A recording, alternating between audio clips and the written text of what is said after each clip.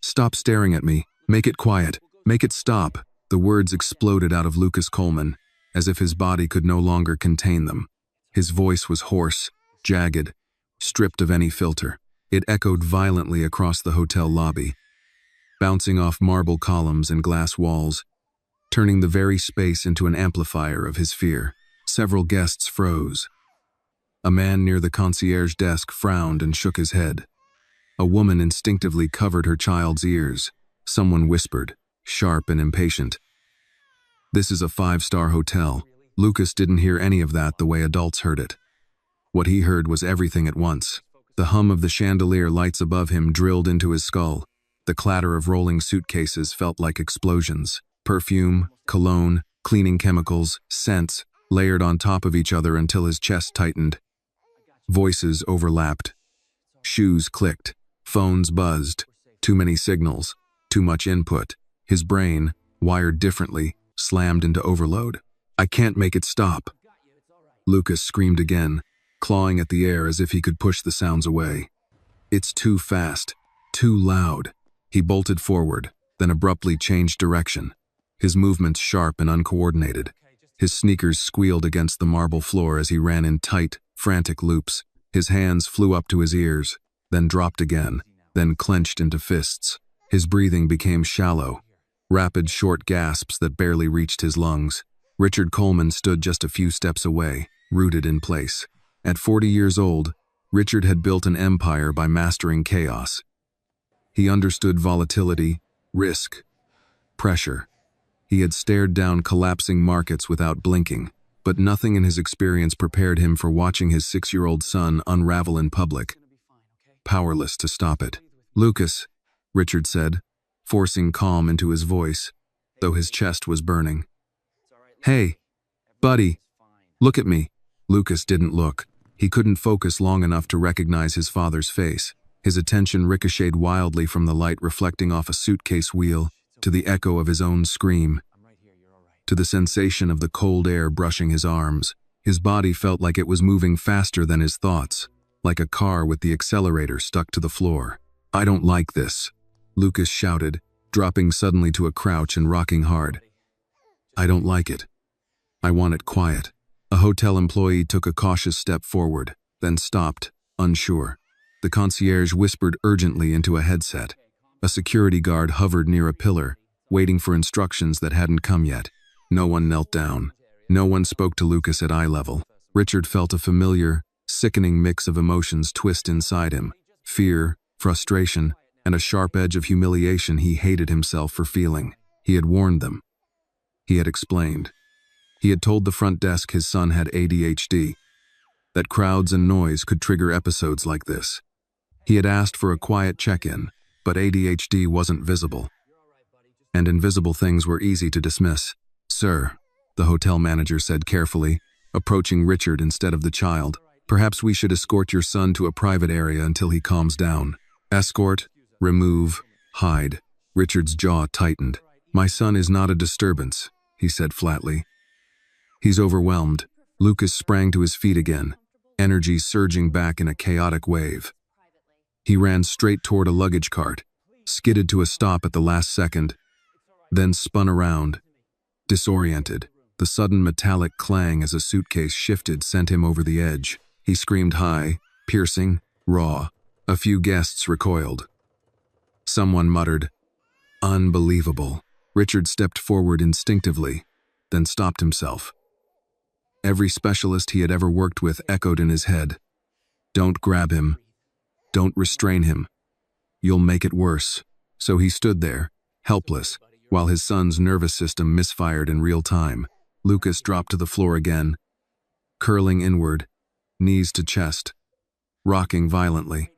His fingers dug into his hair. His sobs came fast and uneven, the sound of a child drowning in sensation. "Too much," Lucas whimpered. "Daddy, it's too much." That broke something in Richard. He lowered himself halfway, then hesitated, aware of the eyes on him. The judgment. The silent verdicts from people who had never lived a single day inside his son's mind. And still, no one else moved toward Lucas. From the far side of the lobby, Annie saw everything. She had been sitting quietly on a low bench near the wall, her feet swinging back and forth in a slow, steady rhythm. Her backpack rested beside her, faded, frayed, one zipper tooth missing. Inside it were a sandwich her mother had packed and a small notebook filled with uneven drawings. Annie was waiting for her mom to finish her shift. She knew this lobby well. She knew how adults passed by her without seeing her, how her presence blended into the background like the housekeeping carts and the potted plants. She had learned to be patient, to be invisible, but Lucas was impossible to ignore. Annie recognized the signs immediately. The frantic movement, the hands over the ears, the way his body seemed to fight itself. She had seen kids like him at school. She had felt something similar herself on loud days, when the classroom felt too bright and the noise pressed in from all sides. She slid off the bench. Her sneakers barely made a sound as she stepped onto the marble floor. She moved slowly, carefully, the way you approached a frightened animal, no sudden gestures, no loud words. "Hey," a hotel employee hissed sharply when he noticed her. "You shouldn't." Annie stopped but didn't retreat. Richard turned at the sound and saw her approaching his son. A small black girl, thin, quiet, too close. "Don't touch my son," Richard said immediately, his voice edged with fear more than anger. Annie looked up at him, meeting his eyes without flinching. "I won't," she said softly. "I promise." Her voice was calm, unhurried. "I'll just sit." Before anyone could stop her, Annie lowered herself to the floor several feet away from Lucas. She crossed her legs and placed her palms flat against the cold marble, grounding herself. Lucas didn't notice her at first. His brain was still racing, his body still caught in the storm. Annie waited. Then she began to tap her fingers gently against the floor. Tap, tap, tap, tap. Slow, steady, predictable. Not another sound added to the chaos, just a rhythm. Something consistent, something safe. Lucas's rocking stuttered. His sobs broke unevenly. Richard felt his breath catch. "What is she doing?" the manager whispered, alarmed. Richard didn't answer, because Lucas's head tilted slightly. His hands loosened from his ears. His breathing, still fast, began to find a faint rhythm that matched the tapping. Lucas looked up. He saw Annie sitting on the floor, not staring, not judging, not telling him to stop. She wasn't trying to control him. She was simply there.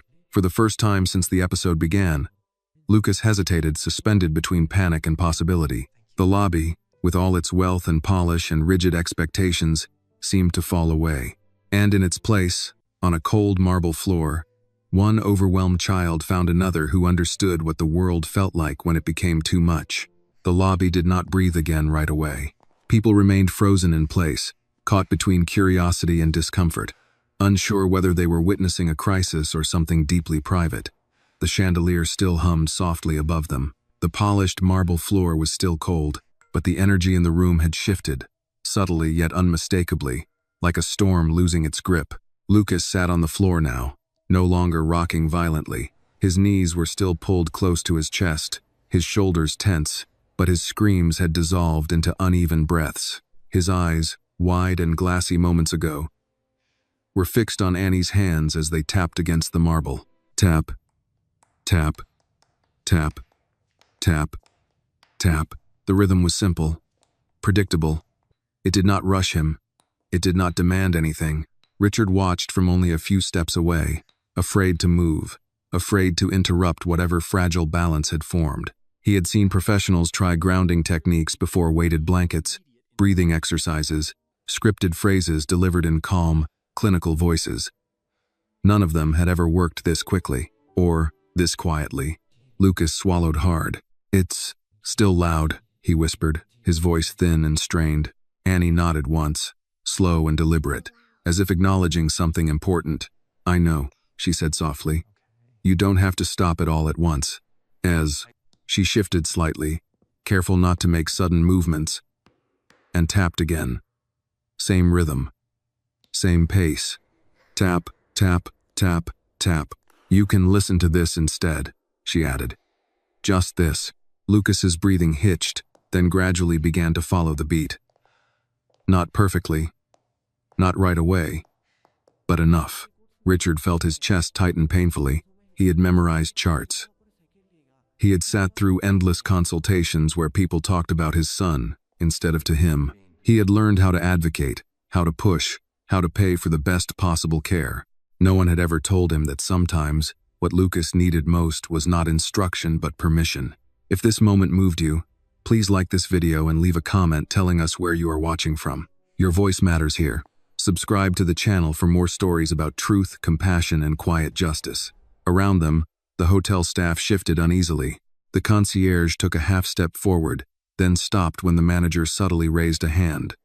A security guard leaned back against a column, uncertain. "Should we intervene?" Someone whispered. "No." Another voice murmured. "Just wait." Annie glanced up briefly, her eyes flicking toward the adults, then back to Lucas. Her expression tightened for just a second, not fear, but awareness. She was used to being watched, used to adults deciding what was best without asking. Lucas wiped his face with the sleeve of his hoodie. His movements were jerky, restless, but no longer explosive. "Are they still looking at me?" he asked. Richard's heart broke at the question. Before he could answer, Annie spoke. "Some are," she said honestly. "But you don't have to look at them." She lifted one hand and pointed gently to the floor between them. "Look here, this spot." Lucas followed her finger. The marble had a faint vein running through it, gray against white, twisting like a small river frozen in stone. "It looks like a lightning bolt," Lucas said quietly. Annie smiled. "Just a little." "Yeah," she said. "I like that kind."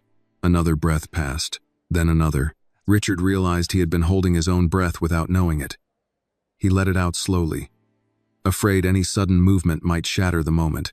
"Thank you," he said softly, though he wasn't sure Annie could hear him. She did, but she didn't look at him. "Sometimes," Annie said to Lucas, "when it gets too much, I pretend I'm smaller than the noise." Lucas frowned. "How?" "I pick one thing," she explained. "One sound, or one picture. And I stay there until the rest gets tired." Lucas thought about that.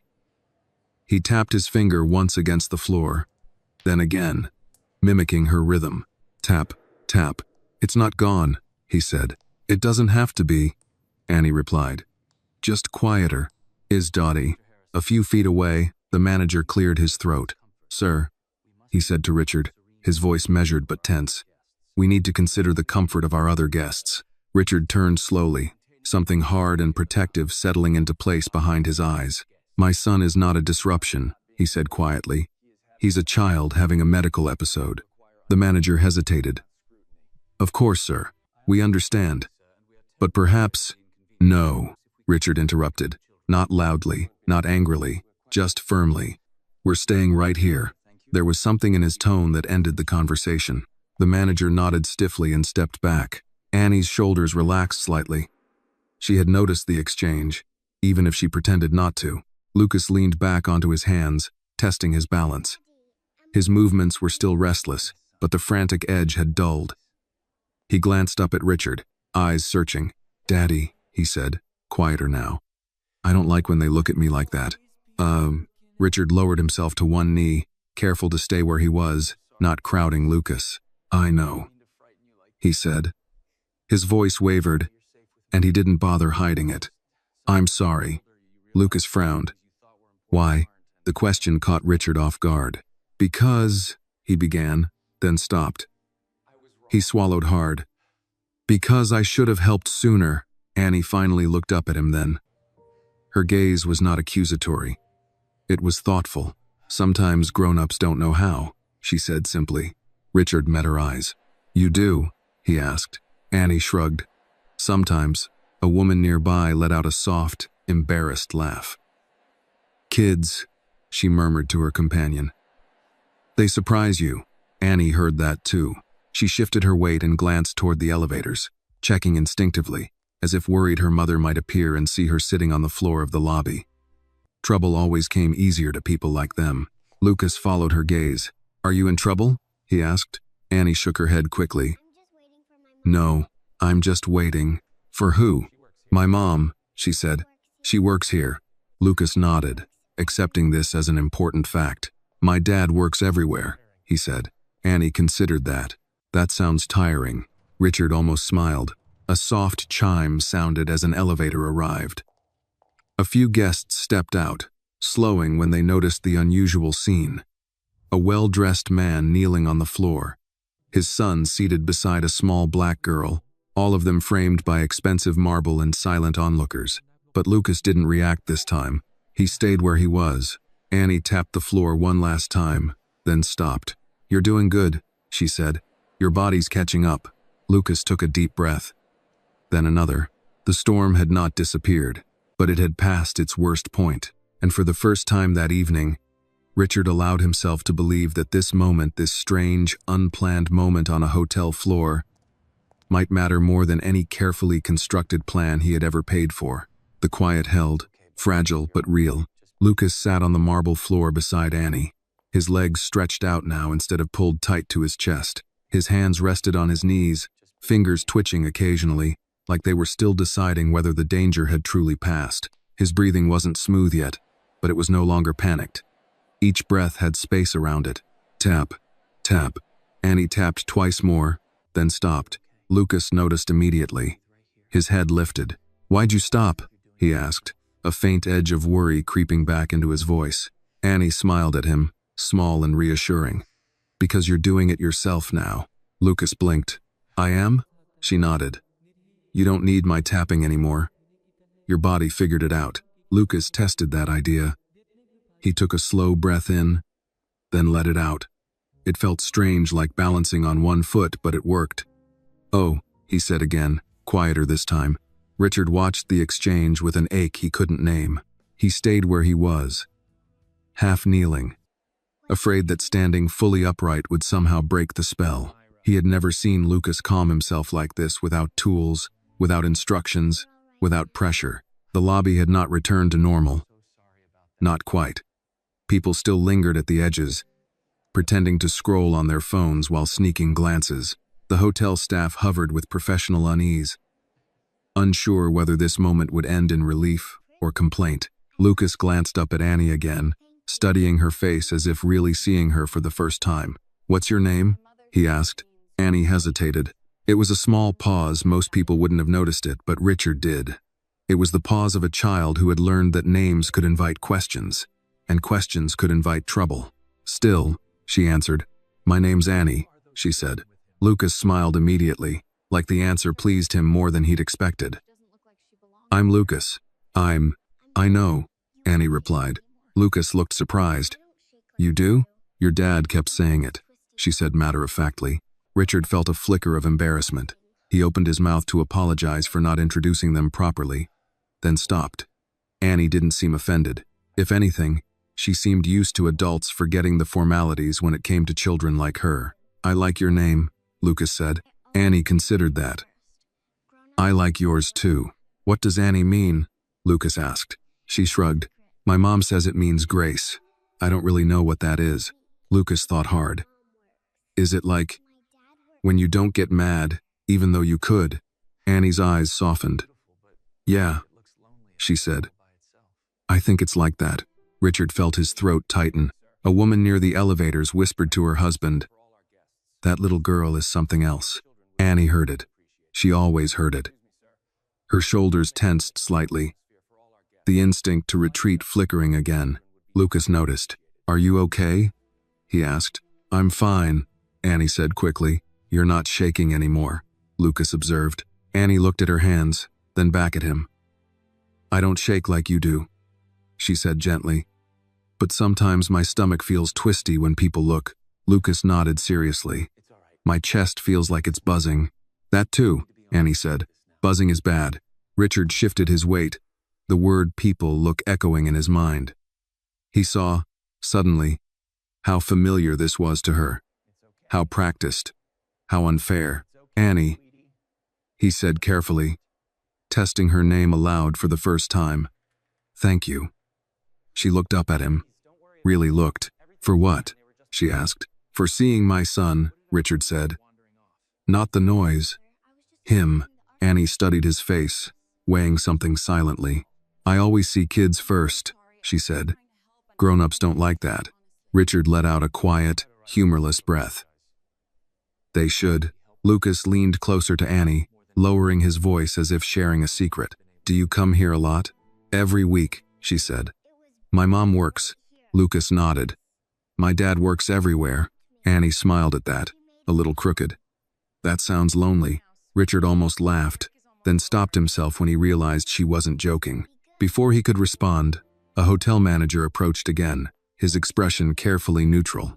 "Sir," he said to Richard, "we've received complaints."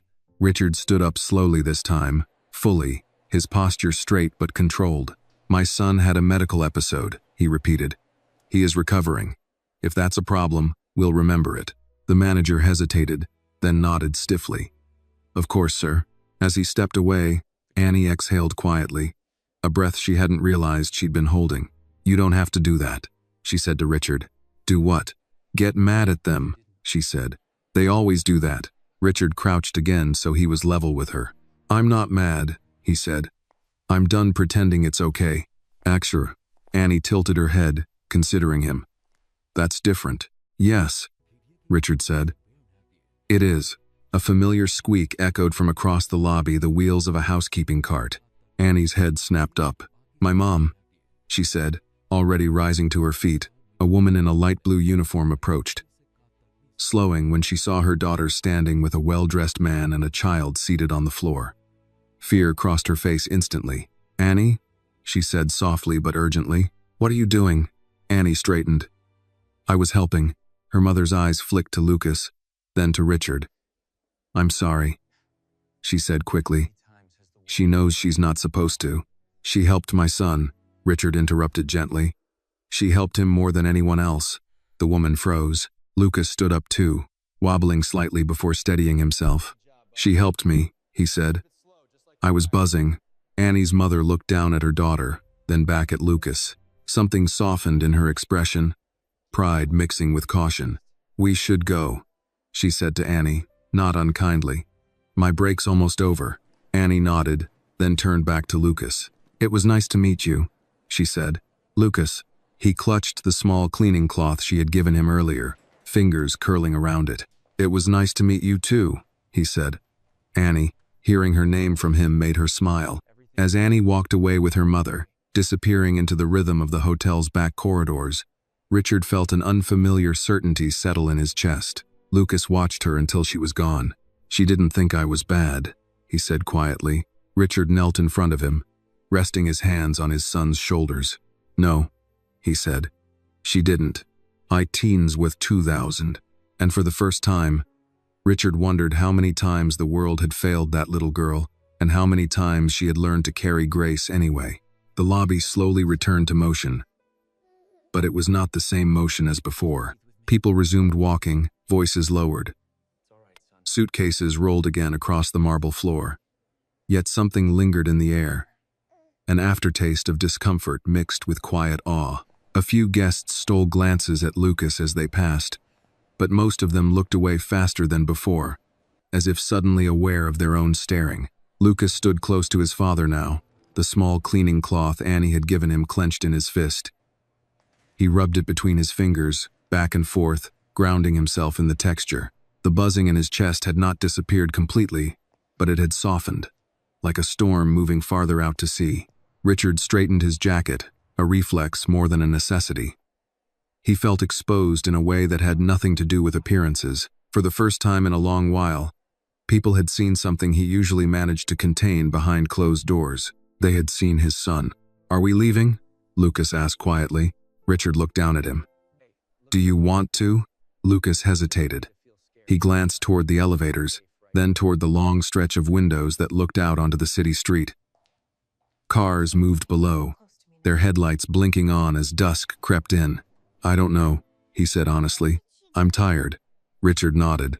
"That makes sense." He placed a gentle hand on Lucas's shoulder. Not gripping, not guiding, just there. Lucas leaned into the touch without thinking, his body accepting it, now that the danger had passed. They began walking slowly toward a quieter seating area near the windows. With each step, Richard noticed how carefully his son moved, as if testing the world to see whether it would suddenly grow too loud again. A bellhop passed by and offered a polite nod, his eyes flicking briefly to Lucas's hands, then away. No comment. No judgment spoken aloud. That, Richard realized, was progress, however small. They reached a pair of low chairs set slightly apart from the main flow of traffic. Richard sat, and Lucas climbed up beside him, curling his legs underneath himself. Outside, the city hummed in the distance, a sound softened by thick glass. Richard exhaled slowly. He had handled mergers that reshaped entire industries. He had negotiated contracts worth more money than he could ever spend in a lifetime. None of that had prepared him for the way his hands were still trembling now. "Daddy?" Lucas asked. "Yes. Was I bad?" The question was quiet, careful, the kind of question that carried old weight. Richard felt it land squarely in his chest. "No," he said immediately. "You were overwhelmed." Lucas frowned. "People don't like it when I'm like that." Today, Richard chose his words carefully. "Some people don't understand it, and some people are afraid of things they don't understand." Lucas looked down at the cloth in his hand. Annie wasn't afraid. "No," Richard agreed. "She wasn't." Lucas was silent for a moment, then asked, "Will I see her again?" The question caught Richard off guard. "I don't know," he admitted. "But maybe." Lucas nodded, accepting the uncertainty. He rubbed the cloth once more, then tucked it carefully into the pocket of his hoodie. Richard leaned back slightly, his gaze drifting to the reflection of them both in the window. He barely recognized the man staring back at him, not because he looked different, but because something inside him had shifted. For years, he had treated Lucas's condition like a problem to be solved, something to manage, to minimize, to keep from disrupting carefully curated environments. He had paid experts to help him build walls around his son's differences, and then a 6-year-old girl, sitting on a marble floor, had dismantled those walls without even trying. Richard closed his eyes briefly. He thought of Annie's calm voice, her certainty, the way she had seen Lucas not as a spectacle, but as a child fighting something invisible. How many times had she done that before? How many times had she learned to read people's pain because no one ever slowed down to read hers? A memory surfaced uninvited, his own childhood, sitting stiffly beside his father at formal dinners, learning early that discomfort was weakness and emotions were liabilities. He had learned to swallow everything that didn't fit the image. Lucas, he realized, had never been given that option. His emotions refused to be swallowed. They demanded space, and maybe that wasn't a flaw. A soft voice interrupted his thoughts. "Sir." Richard opened his eyes to see the hotel manager standing a respectful distance away, hands clasped in front of him. His expression was carefully neutral, but something like caution flickered beneath it. "Yes?" Richard said. "I wanted to apologize," the manager began, "for how the situation was handled earlier." Richard studied him. "Go on." Reported, "We aim to provide a comfortable environment for all our guests," the manager said. "And sometimes, we focus too much on appearances." Richard didn't respond right away. "My son isn't an appearance," he said finally. "He's a person." The manager nodded, his jaw tightening slightly. "Understood." After a brief pause, he added, "If there's anything you need, a quieter area, assistance, we're fine," Richard said. "But thank you." The manager inclined his head and walked away. Lucas watched him go. He was nicer that time. He was. Richard agreed. Lucas leaned back against the chair. "Annie said grown-ups don't know how sometimes." Richard let out a short, surprised laugh. She might be right.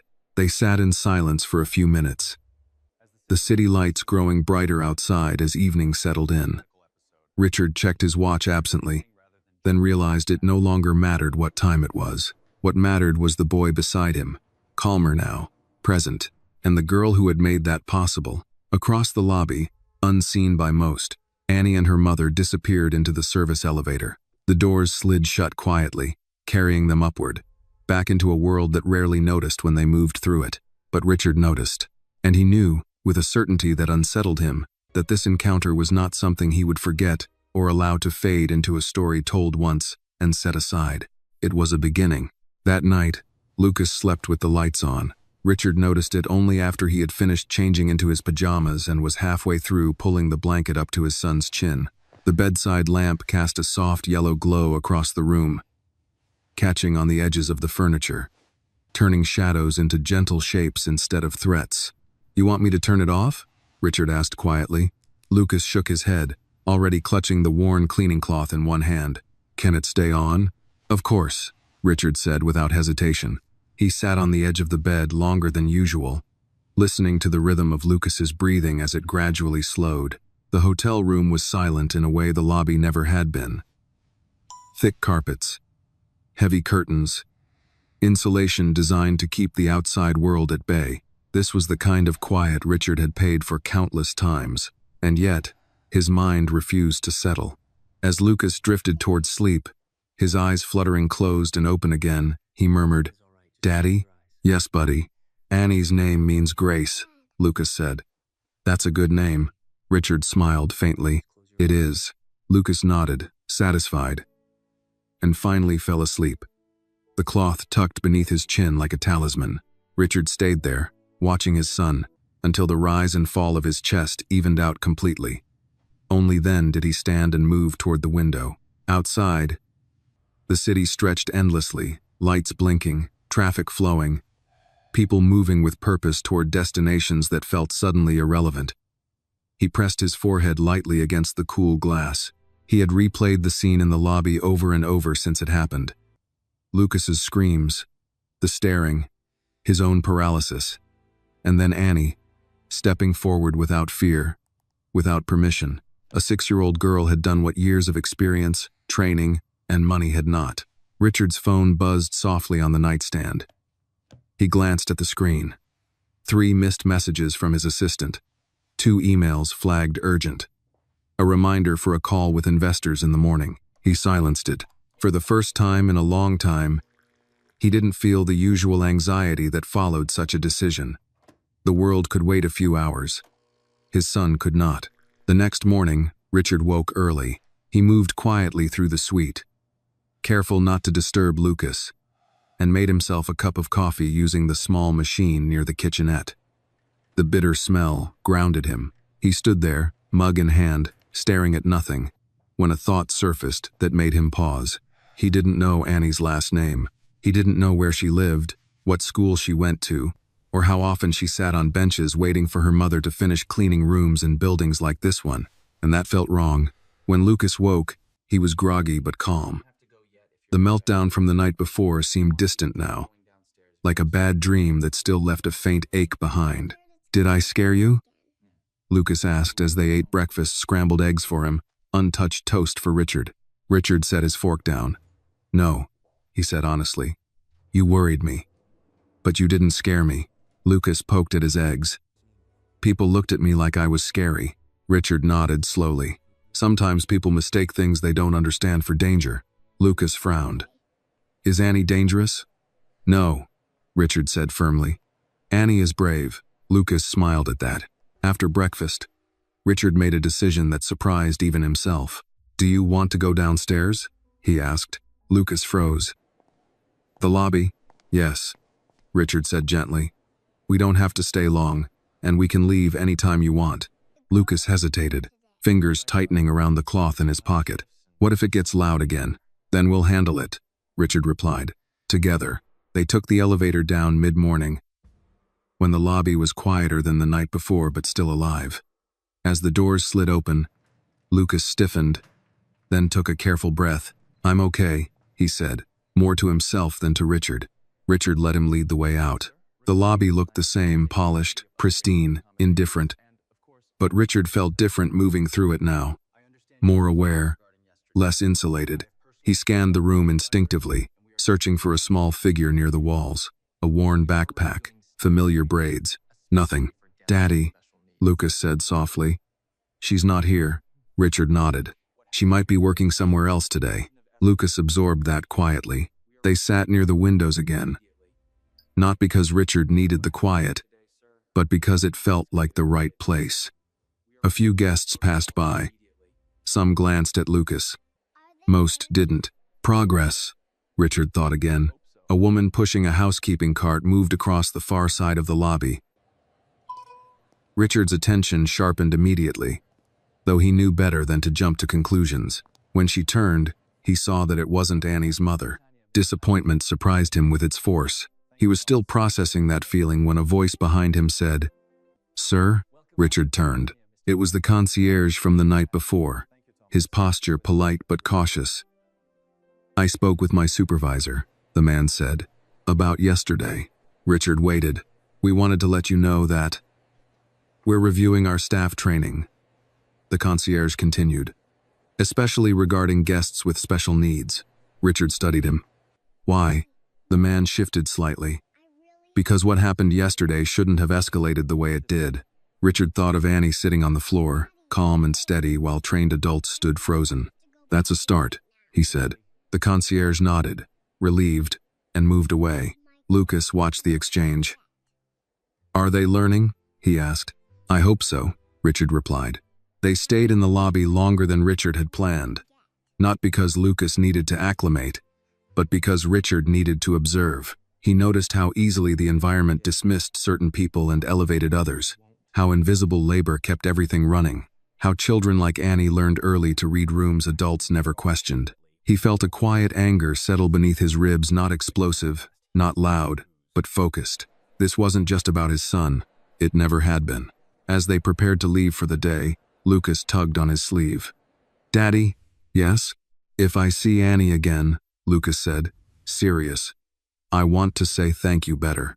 Richard smiled. "I think she already knows." Lucas shook his head.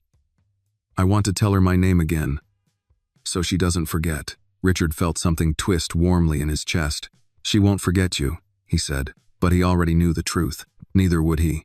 The afternoon light slanted through the hotel windows, softening the sharp lines of the lobby.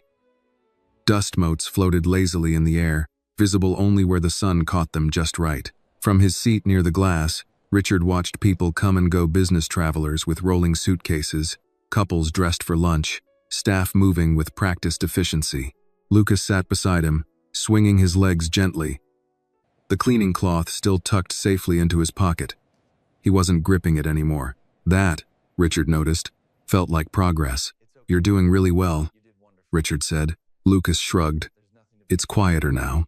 "Yes," Richard agreed. "It is." They stayed a little longer than planned. Not because Lucas needed more time, but because Richard did. He was beginning to see the lobby not as a polished space designed for comfort, but as a stage where invisible rules decided who belonged and who didn't. A bell chimed as the service elevator opened on the far side of the room. Richard's attention sharpened immediately. Annie stepped out first, her small backpack slung over one shoulder. She looked tired now. The calm confidence from the night before, replaced with the subdued patience of a child who had spent hours waiting quietly. Behind her came her mother, pushing a housekeeping cart, her shoulders slightly hunched from long hours of work. Lucas noticed her at the same time. "Daddy," he whispered urgently. "It's Annie." Richard stood without thinking. For a brief second, Annie didn't see them. She was focused on tying one loose strap on her backpack, her brow furrowed in concentration. When she finally looked up and spotted Lucas, her face changed instantly, surprise flickering into a shy smile. "Hi," she said. Lucas froze, then remembered himself. He straightened, heart pounding, and took a step forward. "Hi," he said back. I wanted to say thank you again." Annie nodded, as if this were a perfectly reasonable thing to say. "You're welcome." Her mother noticed them now, her expression tightening with instinctive concern. "Annie," she said softly, "we need to keep moving." "It's okay," Richard said quickly, careful to keep his voice respectful, non-threatening. "I just wanted to thank your daughter properly." Annie's mother studied him for a moment, the expensive suit, the controlled posture, the practiced calm, and then looked down at her daughter. "What did you do, sweetheart?" she asked gently. Annie shifted her weight. "I helped him breathe," she said simply. Lucas nodded eagerly. "She did. She helped my brain slow down." Annie's mother blinked, clearly unsure how to respond. Richard stepped closer, lowering himself slightly so he wasn't towering over them. "My name is Richard Coleman," he said. "This is my son, Lucas." Annie's mother hesitated, then nodded. "I'm Maria," she said. "This is my daughter, Annie." "I know," Richard said with a small smile. "She introduced herself yesterday." Maria's eyebrows lifted in surprise. She has a gift, Richard continued. And I don't say that lightly. Maria's instinct was to deflect. Years of experience had taught her that praise from people like this often came with expectations or consequences. She's just a kid, Maria said carefully. So is my son, Richard replied. And yesterday, she treated him like one when the rest of us failed to. Things were muttered. Maria looked down at Annie. Something complicated moving behind her eyes: pride, worry, protectiveness. Annie tugged lightly on her mother's sleeve. Mama, it's okay, she said. They're nice. Maria sighed quietly. We're on our way out, she said to Richard. My shift just ended. Richard nodded. Of course, I won't keep you. Lucas glanced between them, then blurted out. Can I give her something? Richard looked down at him. What did you have in mind?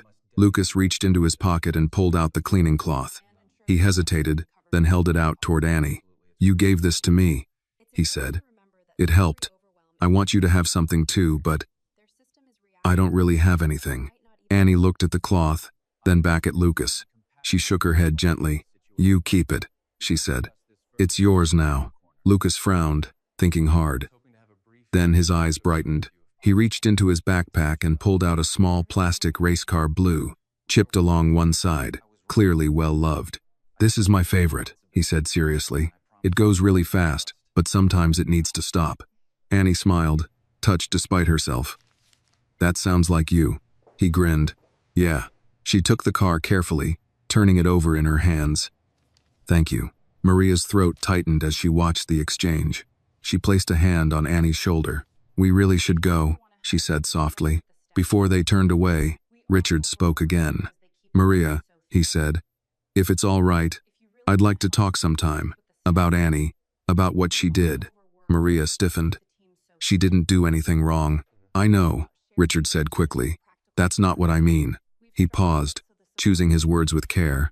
I spend a lot of time around people who believe solutions come from titles and training, he continued. Yesterday, your daughter reminded me that understanding doesn't always come from either. Maria studied him for a long moment. You don't have to fix everything, she said finally. Sometimes kids just need someone to see them. Richard nodded. I'm starting to understand that. Annie tugged gently on her mother's hand. Can we go now? Yes, baby, Maria said. As they turned to leave, Lucas called out. Annie? She looked back. I won't forget your name, he said earnestly. Annie smiled, her eyes warm. I won't forget yours either, Lucas. They walked away together. Annie's small hand tucked into her mother's, the blue race car peeking out from her fingers. Richard watched until they disappeared through the revolving doors. Lucas leaned against him, quiet now, thoughtful. She's my friend, he said. Richard rested a hand on his son's head. Yes, he said. She is. And as they stood there, father and son framed by glass and light, Richard felt certain of one thing. This was no longer just a chance encounter. It was the beginning of a responsibility he could not, and would not, walk away from. The drive away from the hotel was quiet. Not the uneasy silence Richard had grown accustomed to after difficult moments, but a thoughtful one, like both of them were still holding something fragile, afraid that speaking too loudly might break it. Lucas sat in the back seat, his sneakers kicked off, knees pulled up loosely as he watched the city slide past the window. The blue race car Annie had given him rested in his lap. He rolled it back and forth along the seam of the seat, slow and deliberate. Daddy, he said after a while. Yes? Do you think Annie gets tired of helping people? The question caught Richard off guard. I don't know, he admitted. Why do you ask? Lucas shrugged. She helps like it's normal, but it looks like work. Richard tightened his grip on the steering wheel, the observation landing heavier than he expected. Sometimes, he said carefully, people learn to help because no one helped them first. Lucas thought about that. That doesn't seem fair. No, Richard said. It isn't. They stopped at a red light. Richard glanced at his reflection in the rearview mirror. His own eyes looked older somehow. Not tired. Awake. He dropped Lucas off at home with the sitter and drove straight to his office downtown, though his heart wasn't in it. The building rose clean and sharp against the sky, glass and steel reflecting authority. Normally, stepping inside grounded him. Today, it felt hollow. Mr. Coleman? His assistant greeted him as he stepped off the elevator. We need your approval on the Boston acquisition, and the board call has been moved up to cancel it, Richard said. She blinked. Sir, postpone it, he corrected. Tell them I'll reschedule. A pause. Is everything all right? Richard thought of Annie sitting on the marble floor, of Maria's instinctive fear, of how easily a child had been dismissed, and how easily he himself had once dismissed people like her. No, he said honestly. But it will be. He went into his office and closed the door. For a long moment, he stood there, staring out at the city. Then, he pressed the intercom. Can you get me the hotel's HR policies? He asked his assistant, specifically regarding staff children on site. Another pause. I'll look into it. And one more thing, Richard added. I need the name of the cleaning supervisor on the evening shift. His assistant hesitated. May I ask why? Because, Richard said, his voice steady. I think we need to talk about who gets protected and who doesn't. That evening, after Lucas was asleep, Richard sat alone at the kitchen table, a legal pad in front of him. He hadn't written on paper in years, everything lived on screens now, but this felt like something that needed weight. He wrote Annie at the top of the page, then Maria, then, slowly, deliberately, he began listing questions instead of solutions. What happens to children who grow up watching their parents disappear into service elevators? Who teaches them emotional intelligence when no one has time to teach them safety? How many Annies learn to be calm because chaos is not an option? He set the pen down, unsettled. For years, he had donated millions to education initiatives, mental health programs, innovation hubs. He had believed that scale was the answer, that impact came from size. And yet, the most meaningful intervention he had witnessed all year had cost nothing. No grant, no committee, no approval, just attention. The next morning, Richard walked Lucas to school himself. It wasn't something he usually did. Schedules, drivers, meetings, it was easier to delegate. But when Lucas reached for his hand at the crosswalk, Richard felt a quiet conviction settle in his chest. You're holding my hand too tight, Lucas said. Richard loosened his grip immediately. Sorry. Axes. It's okay, Lucas said. Just don't squeeze. I won't, Richard promised. At school pickup that afternoon, Lucas climbed into the car buzzing with stories about a science experiment, about a classmate who talked too much, about how his teacher said race cars needed brakes. Richard listened more than he spoke. When they got home, Lucas surprised him. Daddy, he said, can Annie come over someday? The question was casual, but the hope beneath it was unmistakable. I don't know, Richard said honestly. But if she can, I'd like that. Lucas nodded, satisfied. That night, after Lucas went to bed, Richard made a call he had been putting off for years. David, a familiar voice answered. What's this about? Mark, Richard said. I need a favor. A pause. That depends. I want to review our philanthropic portfolio, Richard continued. Specifically, where it intersects with labor, childcare, and special needs. Mark exhaled slowly. That's broad. So is the problem, Richard replied. Another pause. Then, what happened? Richard thought of Annie again. Of her calm voice. Of the way she had said, I always see kids first. I met someone who reminded me what we keep missing, he said. The next day, Richard returned to the hotel alone. He dressed down, no tie, no watch that screamed money. It wasn't disguise. It was intention. The lobby looked the same. It always would. But Richard walked through it differently now, noticing things he had once filtered out. The tired eyes behind polite smiles, the subtle way staff avoided being noticed, the unspoken hierarchy that decided who could sit and who could not. He asked for the cleaning supervisor. The woman who came forward looked wary, her posture already defensive. I just want to talk, Richard said gently. No one's in trouble. She didn't look convinced, but she nodded. My name is Richard Coleman, he said. I was here a few nights ago. With my son. Recognition flickered across her face. I wanted to ask about one of your employees, Richard continued. Maria, and her daughter. The supervisor's shoulders tightened. She didn't break any rules, she said quickly. Her daughter was just waiting. I know, Richard interrupted. And I think that matters. The woman studied him carefully now. What are you asking, sir? Richard chose his words with care. I'm asking what it would take, he said, to make sure a child like Annie doesn't have to learn calm before she learns safety. The supervisor didn't answer right away, but she didn't walk away either. And Richard knew, with quiet certainty, that whatever came next would not be easy, but it would be necessary. Richard did not announce himself when he entered the hotel that afternoon. He stood just inside the revolving doors for a moment, letting the space absorb him instead of the other way around. The lobby was busier than it had been the day before. Conference guests clustered near the bar. A wedding party drifted past in coordinated outfits, laughter spilling louder than it should have in a place designed to sound expensive. No one screamed this time. No one stared.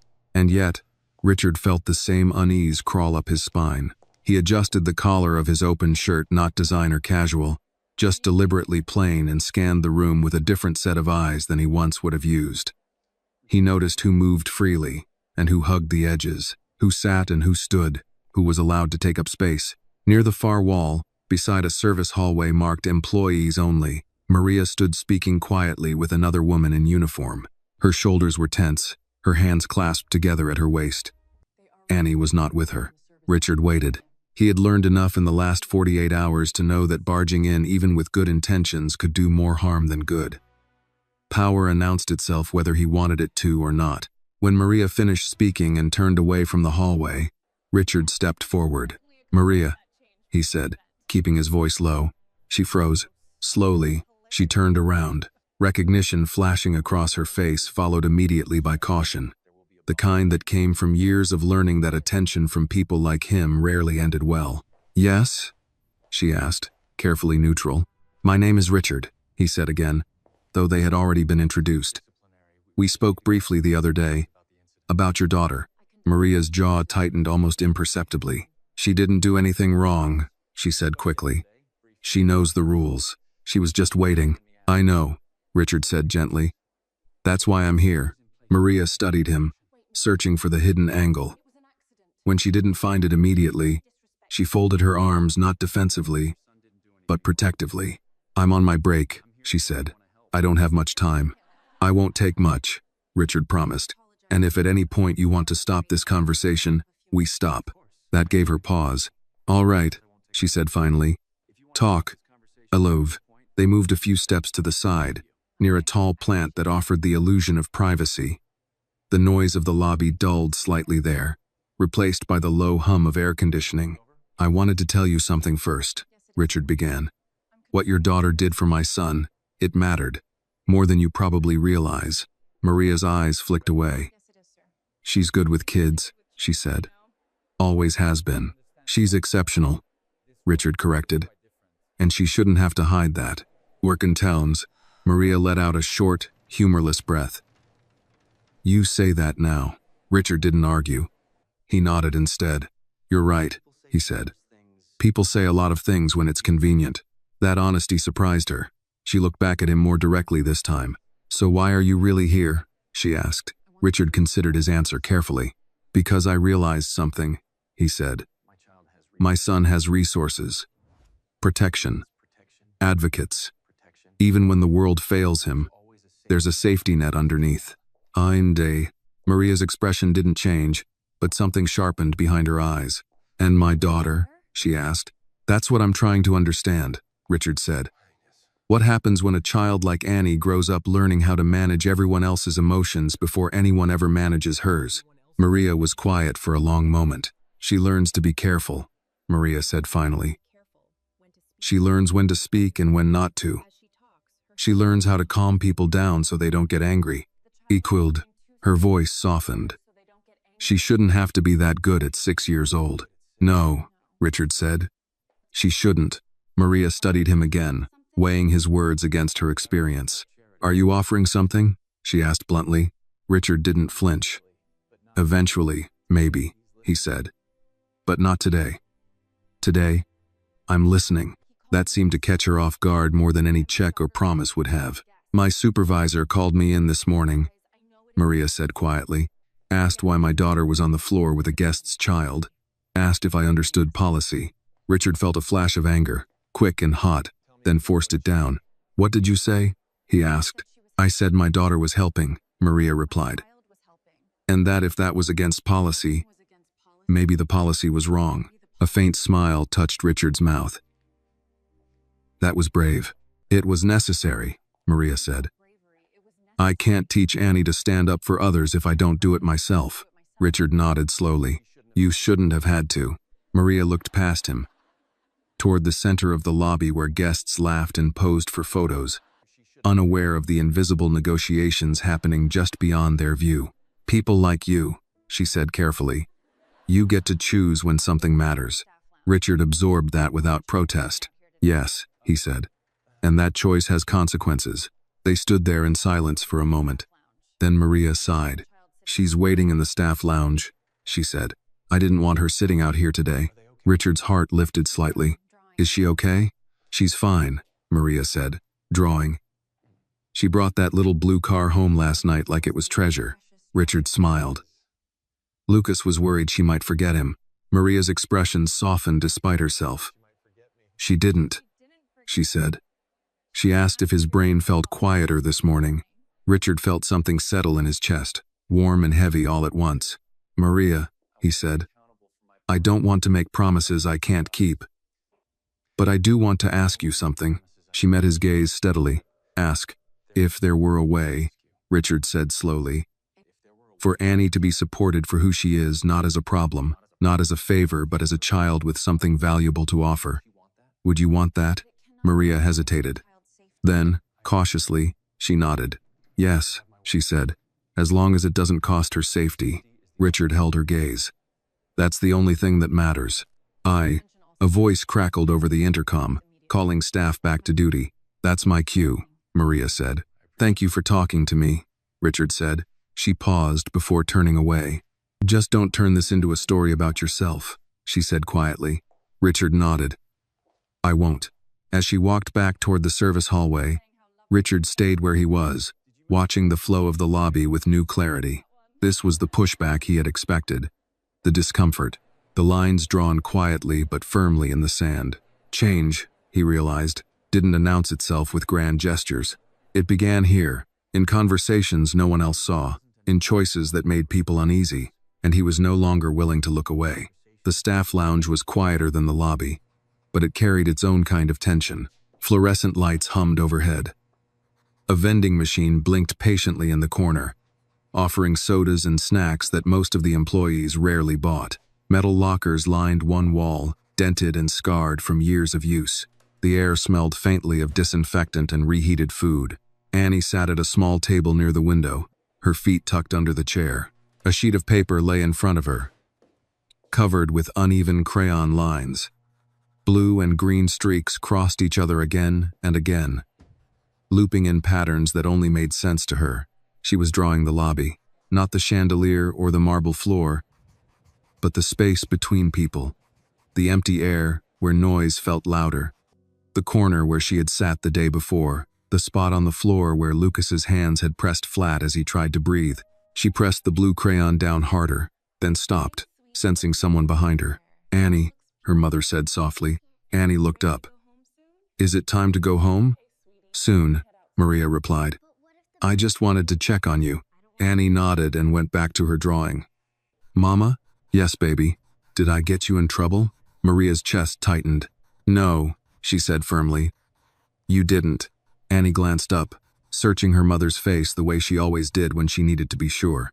Maria knelt beside her chair so they were eye to eye. You helped someone, Maria continued. That's not trouble. Annie hesitated. Some people looked mad. Maria brushed a stray braid away from her daughter's face. Some people don't like it when things don't go the way they expect. Annie thought about that. Lucas didn't like it either, she said. But he was scared, not mad. Maria nodded. You noticed that? Annie shrugged, embarrassed by the praise. It's easy to tell when someone's scared. Maria straightened slowly. Easy for you, she thought. Because you've had to learn. A knock sounded softly at the open doorway. Maria turned, instinctively tensing again. When she saw Richard standing there, hands visible, posture careful, she felt the familiar clash of emotions: gratitude, suspicion, exhaustion. "I hope it's all right," Richard said quietly. "I didn't want to interrupt. I just wanted to say hello." "I really dime." Maria glanced at Annie, then back at him. 5 minutes, she said. Richard nodded.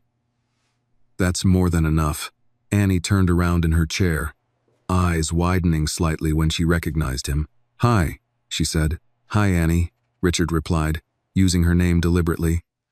"I hope I'm not bothering you." Annie shook her head. "I'm drawing. May I see?" Richard asked, not stepping closer unless invited. She hesitated, then slid the paper toward him. Richard crouched to look, careful not to comment too quickly. He saw the shapes, the overlapping colors, the way certain areas were darker, pressed harder. "What's this part?" he asked, pointing to a cluster of blue lines near the center. "That's where it got loud," Annie said matter-of-factly.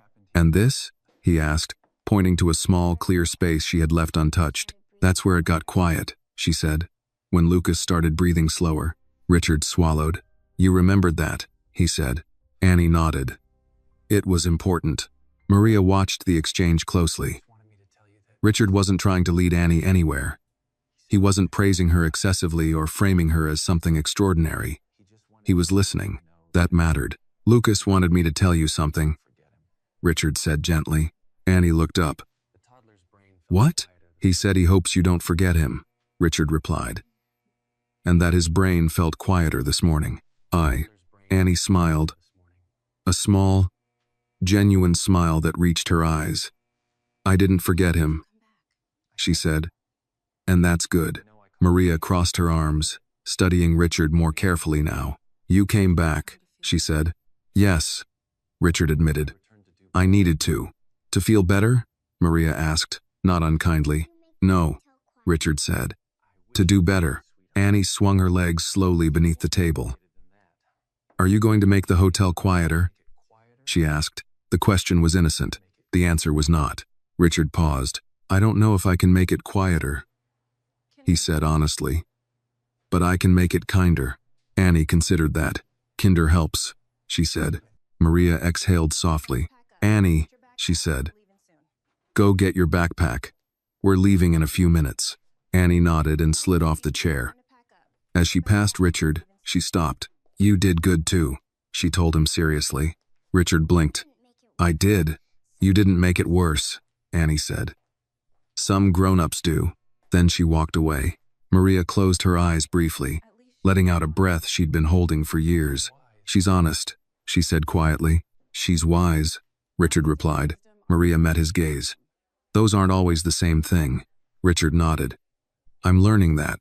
They stood there in the narrow doorway of the staff lounge, the distance between their worlds smaller than it had ever been, and yet still full of invisible lines. "Listen," Maria said, lowering her voice. "If you want to help, really help, you need to understand something." "I'm listening," Richard said. "This place," she continued, "it runs because people like me don't make noise. We clean, we fix, we disappear, and our kids learn to disappear too."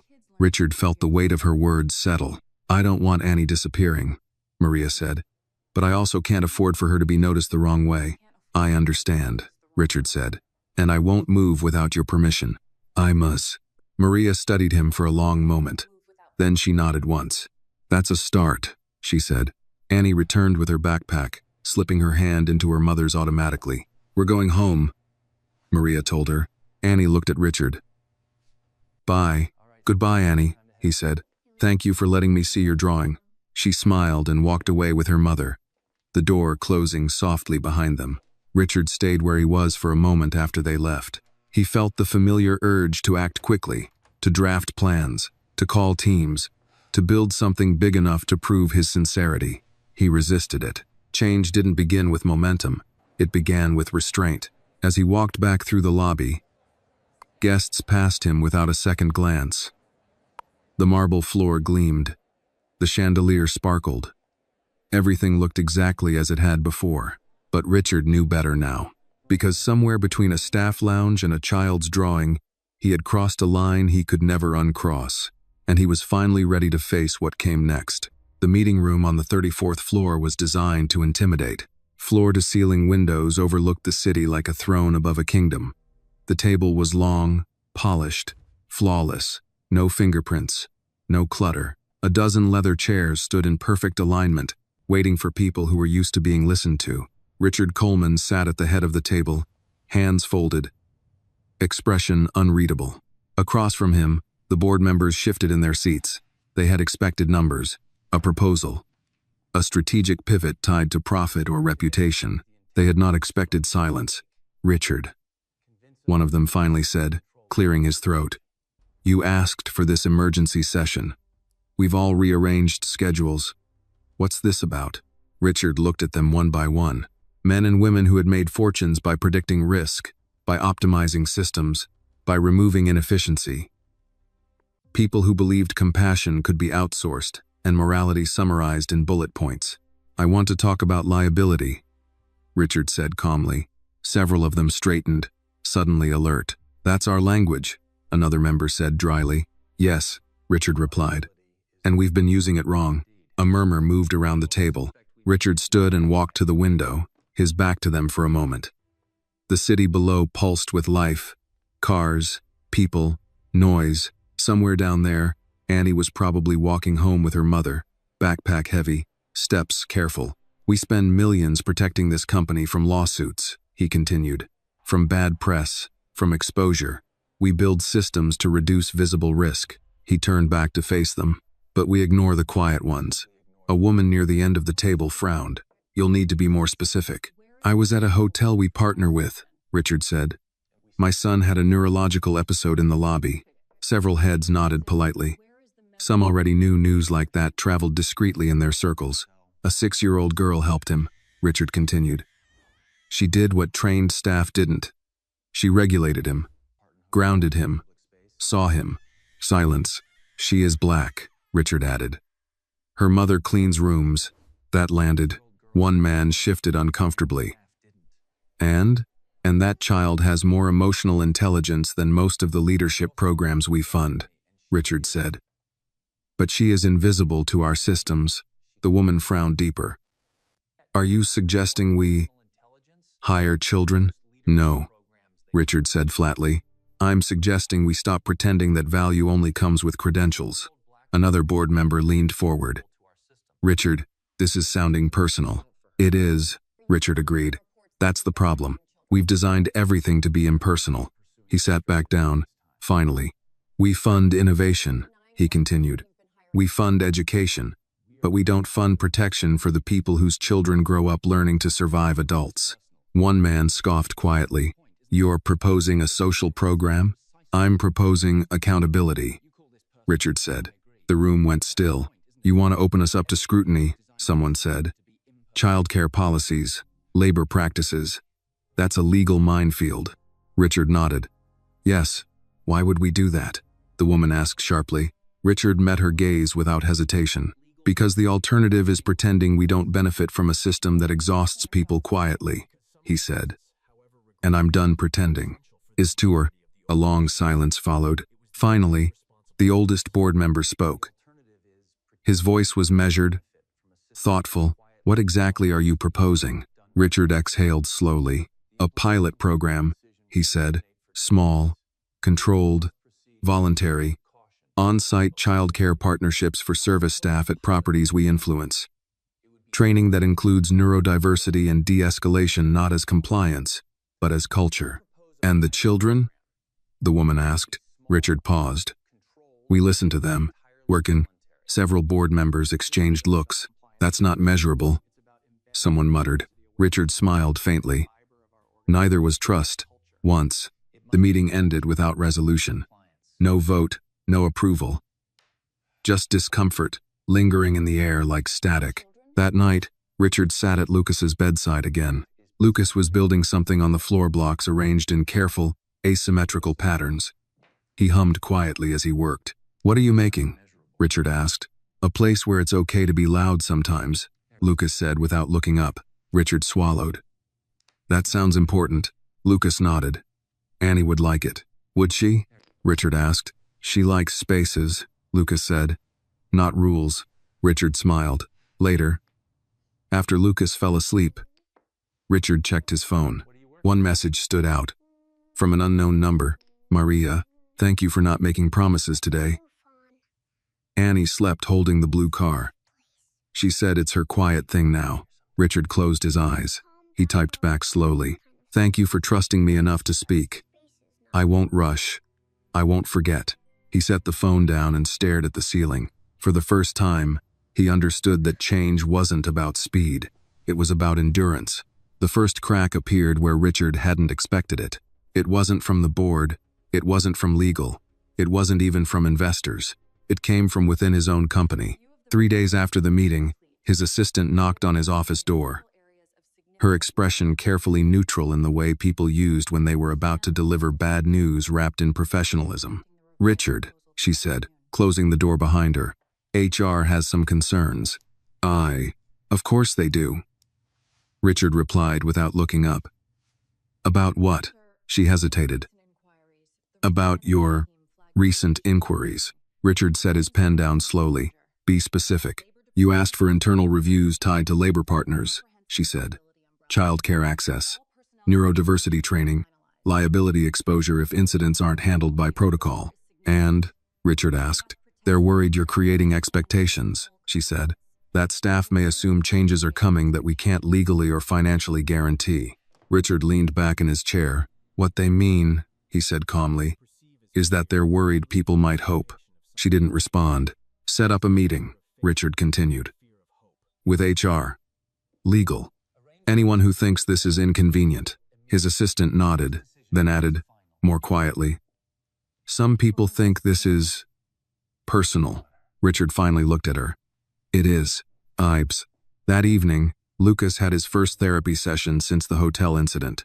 Richard sat in the corner of the softly lit room while Lucas worked with Dr. Myers, a woman in her late 50s with kind eyes and decades of experience. She didn't rush Lucas.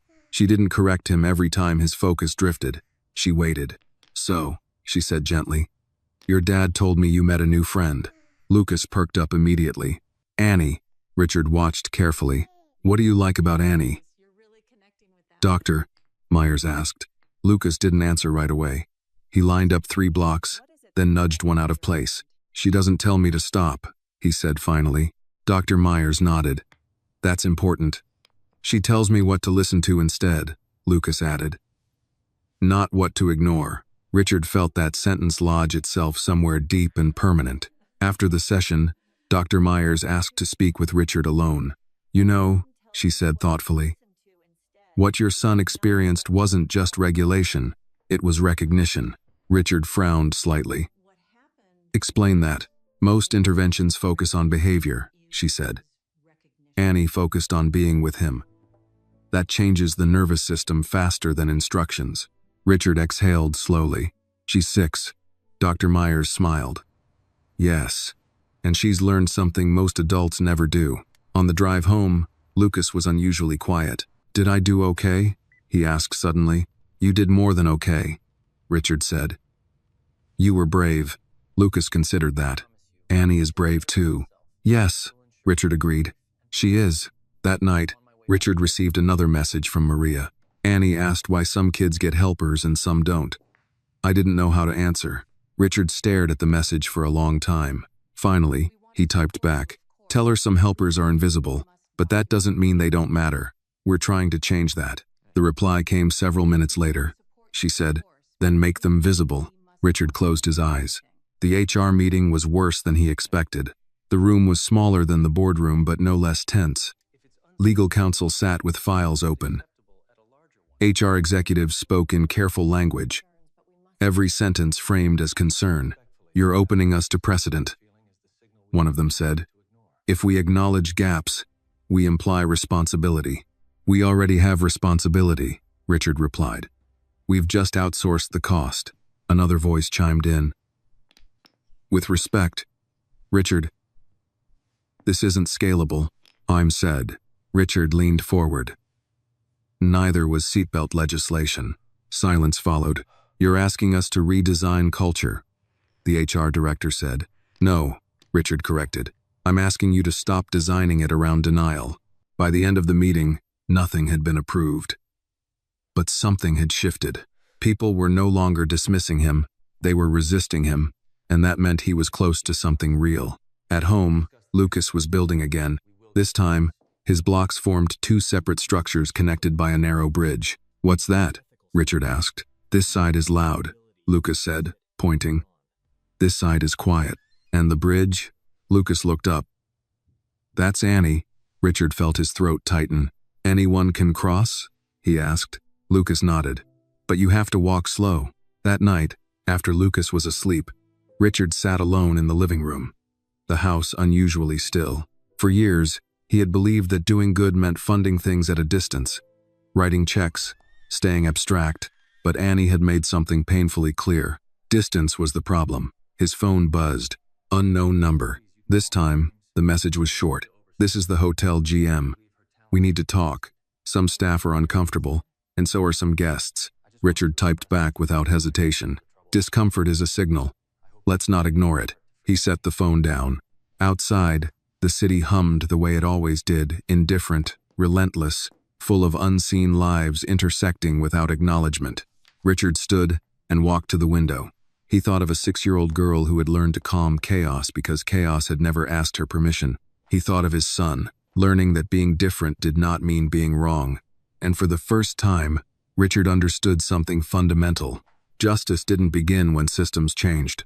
It began when someone powerful decided not to look away anymore. The hotel's private conference room smelled faintly of coffee and tension.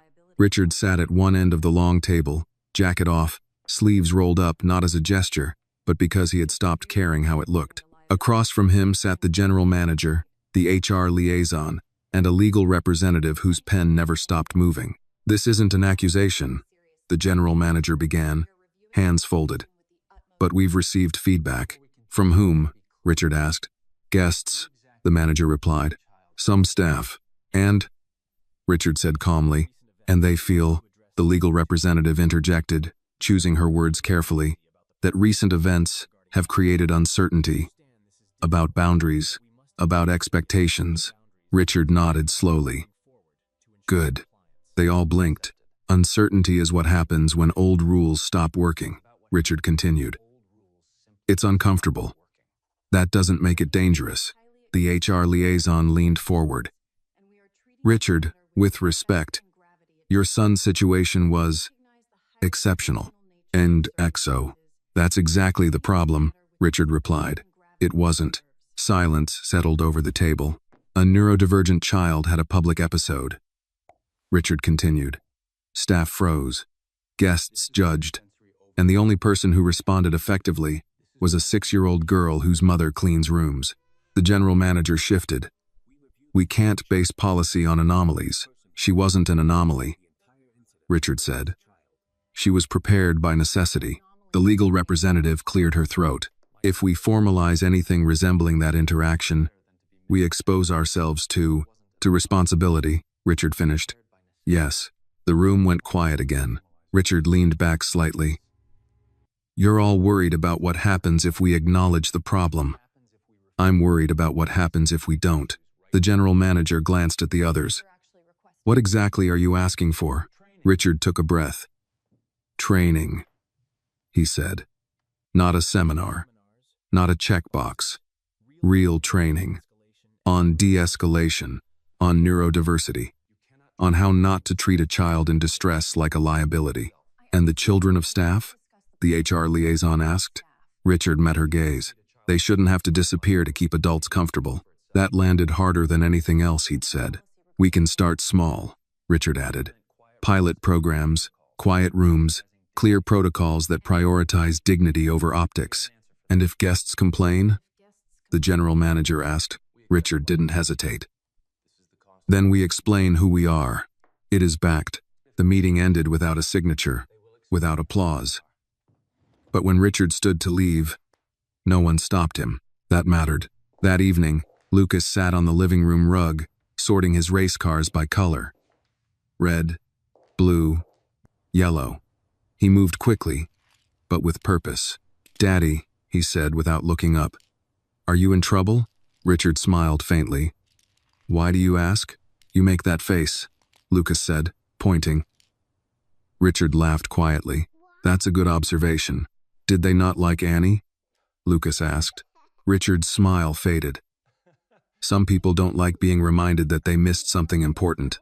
Lucas thought about that. Annie doesn't miss things, he said. No, Richard agreed. She doesn't. Later that night, another message came from Maria. The supervisor asked if Annie needs guidance about boundaries. I said no. But they're watching now. Richard's jaw tightened. He typed back, "Thank you for telling me. You did the right thing. Please tell Annie she's not in trouble. And neither are you." The reply came quickly. She asked if being watched means she did something bad. Richard closed his eyes.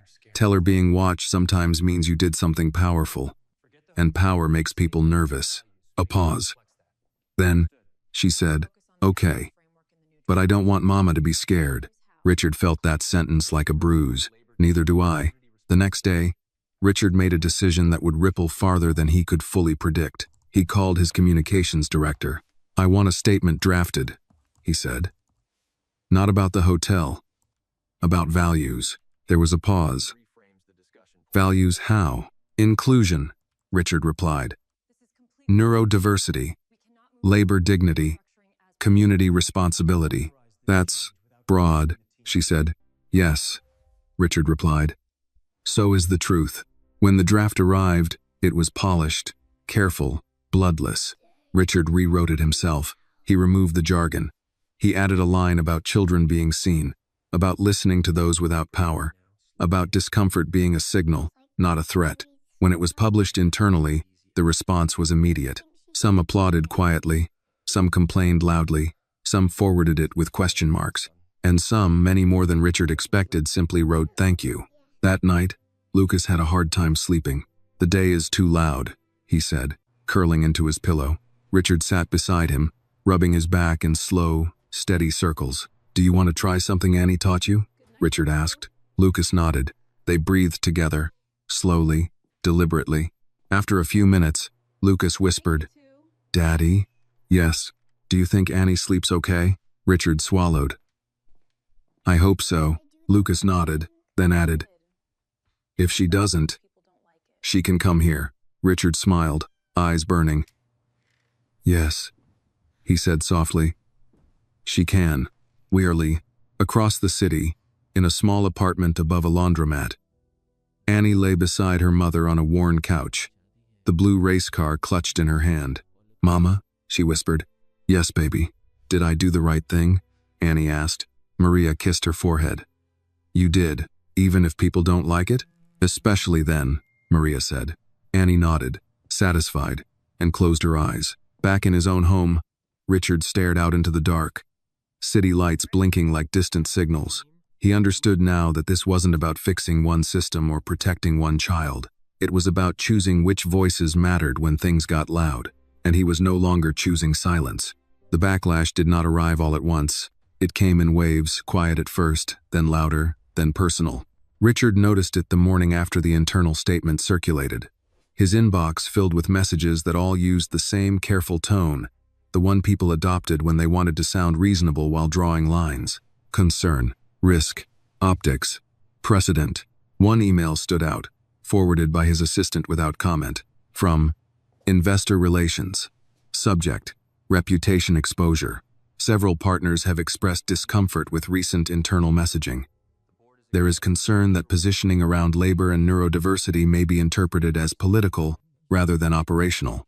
Richard stared at the screen for a long moment. Political, as if children in distress were a matter of ideology, as if dignity were a brand stance.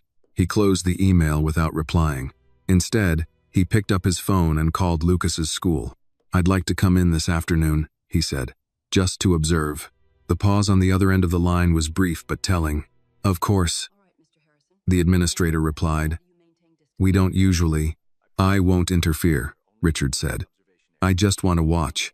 That afternoon, Richard sat in a small chair at the back of a brightly colored classroom that felt designed to overwhelm adults. Posters crowded the walls.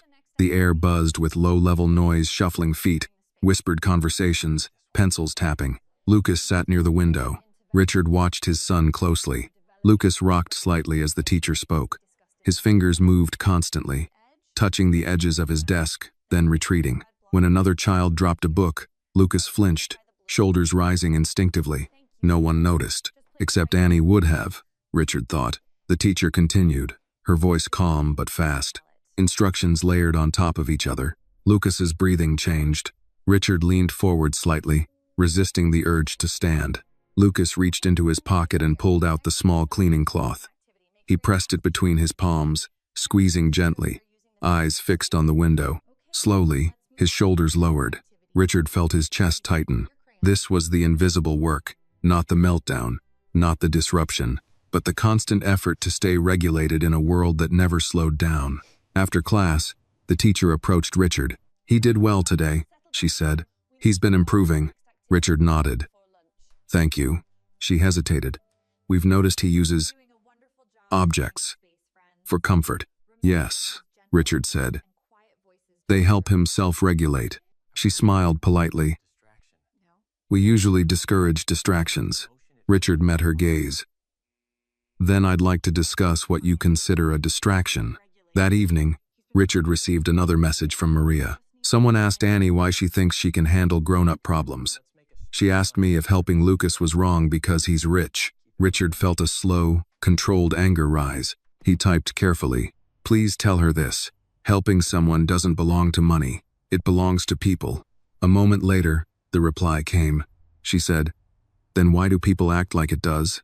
Richard didn't answer right away, because the truth was too big for a text message. The first article appeared 2 days later. It wasn't overtly hostile. It didn't need to be. "Billionaire CEO pushes inclusive agenda after hotel incident." The headline read. The piece framed the story as a reaction, emotional, impulsive. It questioned motives. It suggested distraction from core business priorities. Richard read it once. Then again. Then he sent it to Mark with a single message. "This is exactly why." That night, Lucas had another difficult moment. Not a meltdown, something quieter, heavier. He sat at the kitchen table, pushing peas around his plate, eyes unfocused. "Daddy," he said finally, "do people not like Annie because she helped me?" Richard froze. "Why do you think that?" he asked gently. Lucas shrugged. "People get mad when things change." Richard reached across the table and took his son's hand. "Some people do," he said, "especially when change reminds them they could have done better." Lucas frowned. "Annie did better." "Yes," Richard said. "She did." "Video, is that bad?" "No," Richard said firmly. "It's brave." Lucas nodded slowly, then asked the question Richard had been dreading. "Are you in trouble because of her?" Richard considered lying. He didn't. "I'm uncomfortable," he said instead. "But that's not the same as being in trouble." Lucas squeezed his hand.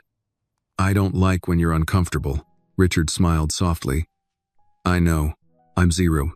Later that night, Richard sat alone in his office at home.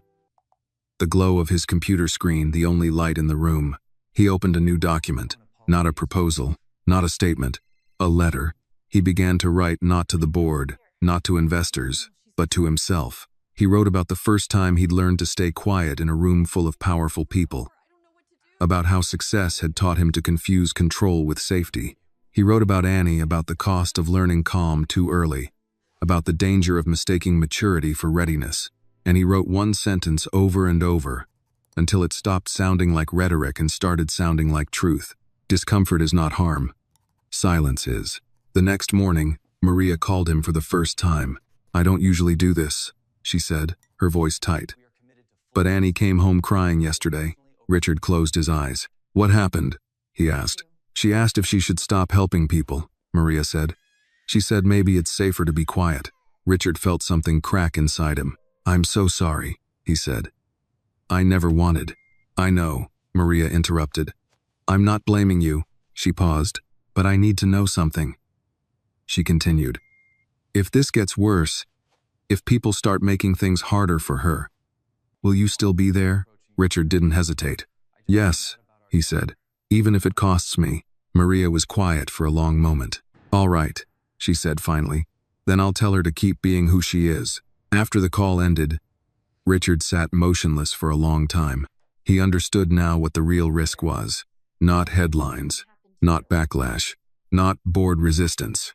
The risk was letting a 6-year-old girl learn that the world only rewarded kindness when it was invisible. And that was a cost he refused to pass on. The call from Maria stayed with Richard longer than any headline ever had.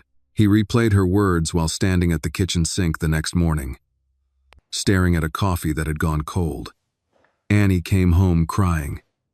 Should I stop helping people? The question cut deeper than anger or fear. It carried something far worse, self-erasure. Richard knew that moment. It was the moment a child learned that goodness had a price. He drove Lucas to school himself again. Neither of them spoke much. Lucas hummed softly in the passenger seat, a tune without words, the way he did when he was steadying himself. At a red light, Richard glanced over and saw Lucas pressing the cleaning cloth between his palms, slow and rhythmic. "Are you okay?" Richard asked. Lucas nodded. "I'm thinking." "About what?" "About Annie," Lucas said. "She helps people, but people get mad." Richard felt his throat tighten. "Yes," he said. "Sometimes they do." "That doesn't make sense," Lucas said quietly. "Helping is good." Richard smiled sadly. "It is." When he dropped Lucas off, Richard didn't leave right away. He sat in the car, watching children stream through the doors, some laughing, some dragging their feet, some already tired. He wondered how many Annies were out there, learning too early that kindness needed permission. That afternoon, Richard did something he had avoided his entire career. He stopped trying to be careful. He called a press conference, not a media spin, not a crisis response, a conversation. His communications director was alarmed. "Richard, we can still manage this quietly," she urged. "Once you speak publicly, you lose control of the narrative." Richard met her gaze. "I never had control," he said. "I just had distance." The room filled quickly. Reporters, cameras, microphones, all waiting for a statement that would fit neatly into a headline. Richard stood at the podium without notes. "I'm not here to talk about my company," he began. "I'm here to talk about a child." The room stilled. "A 6-year-old girl," he continued, "who helped my son during a moment of distress. She did so calmly, instinctively, without recognition. And afterward, she learned that helping might cost her safety." Murmurs rippled through the room. "That should trouble all of us," Richard said. "Because when a child learns that kindness brings consequences, we have failed not as systems, not as corporations, but as adults." A hand shot up. "Is this about race?" a reporter asked.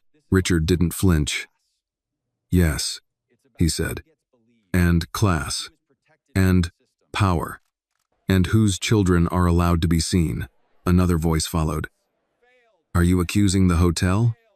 Your partners?" "I'm accusing silence," Richard replied. "The kind that protects comfort over courage." The questions came faster now. "Is this a political statement? Are you launching a foundation? Is this related to recent backlash from investors?" Richard listened. Then he answered the only question that mattered. "I'm saying this," he said. "If our systems only work when children make themselves smaller, then our systems are broken." That clip would run everywhere.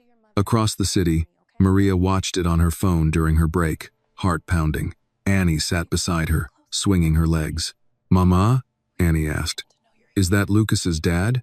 "Yes," Maria said softly. Annie tilted her head.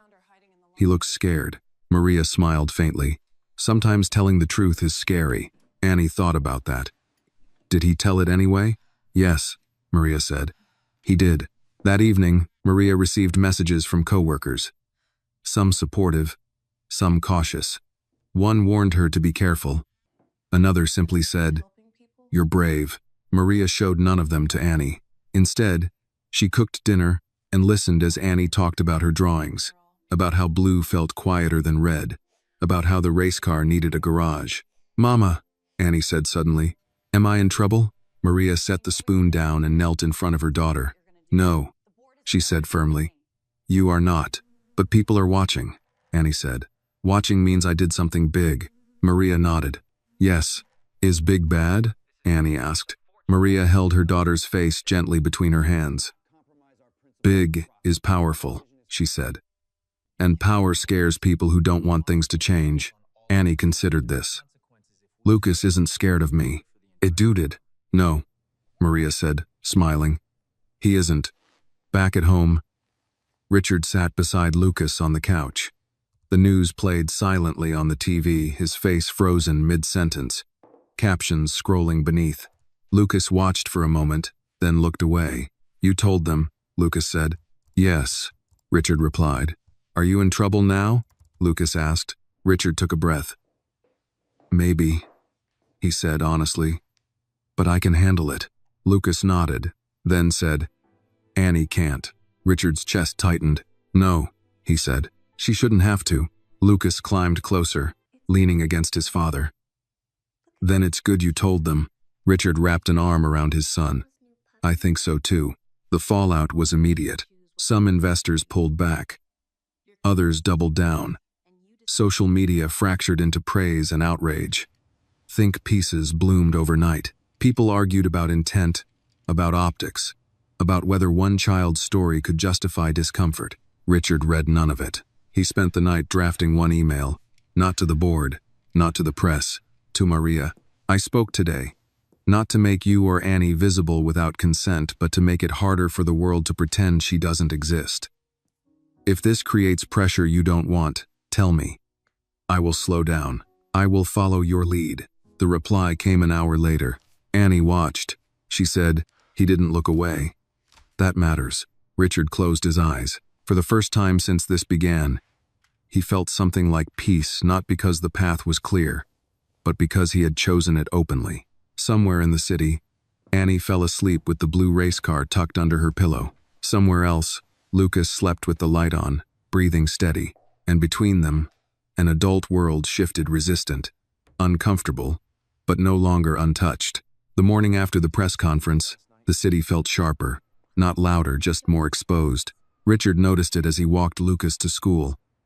The way conversations stopped a half-second too late when people recognized him. The way eyes lingered with curiosity that hadn't been there before. Fame had never bothered him. Scrutiny had always been part of the price of success. This felt different. This felt personal. Lucas sensed it too. They're looking again, he murmured, tightening his grip on Richard's hand. Yes, Richard said. But remember what Annie said. Lucas thought for a moment. I don't have to look back. That's right. At school, the principal asked Richard to step into the office. It's nothing serious, she said quickly, smiling in that careful way administrators did when they wanted cooperation without confrontation. We've just had a few parents call. About what? Richard asked. About attention, she replied. They're concerned Lucas might be getting special treatment. Richard nodded slowly. Lucas needs accommodations, he said. Not attention. The principal cleared her throat. Of course, we just want to be sure everything feels balanced. Balanced, Richard thought, was another word people used when they meant comfortable. After he left the school, Richard drove without a destination for several minutes, letting the city pass him by. He thought of Annie's question, is big bad? And felt the weight of it settle again. Being big, he realized, was only dangerous when it protected itself. At the hotel, things had changed. Not officially, not on paper. But when Maria arrived for her shift that afternoon, two co-workers nodded at her instead of looking away. One whispered, I saw the video. Maria accepted neither praise nor pity. She simply went to work. Annie waited in the staff lounge, drawing again. This time, the picture was different. Two children stood on opposite sides of a wide space. Between them was a line of small shapes, hands, maybe, or stepping stones, or bridges. When her mother came to get her, Annie looked up. Mama, she said, are we loud now? Maria knelt. What do you mean? People talk about us, Annie said. That's loud. Maria thought carefully before answering. Yes, she said, but sometimes loud means people are listening. Annie nodded. Okay. That evening, Richard received a call he had been expecting. It was from the board chair. You've put us in a difficult position, the man said without preamble. I know, Richard replied. You've tied the company to a moral stance, the chair continued. That's risky. Richard was quiet for a moment. So is pretending neutrality when harm is uneven, he said. A pause. We need assurances, the chair said, that this doesn't escalate. Richard leaned back in his chair. Escalate how? Into activism, the man replied. Into expectation. Richard smiled faintly. Expectation is what progress looks like from the wrong angle. The line went quiet. You're prepared to lose support over this?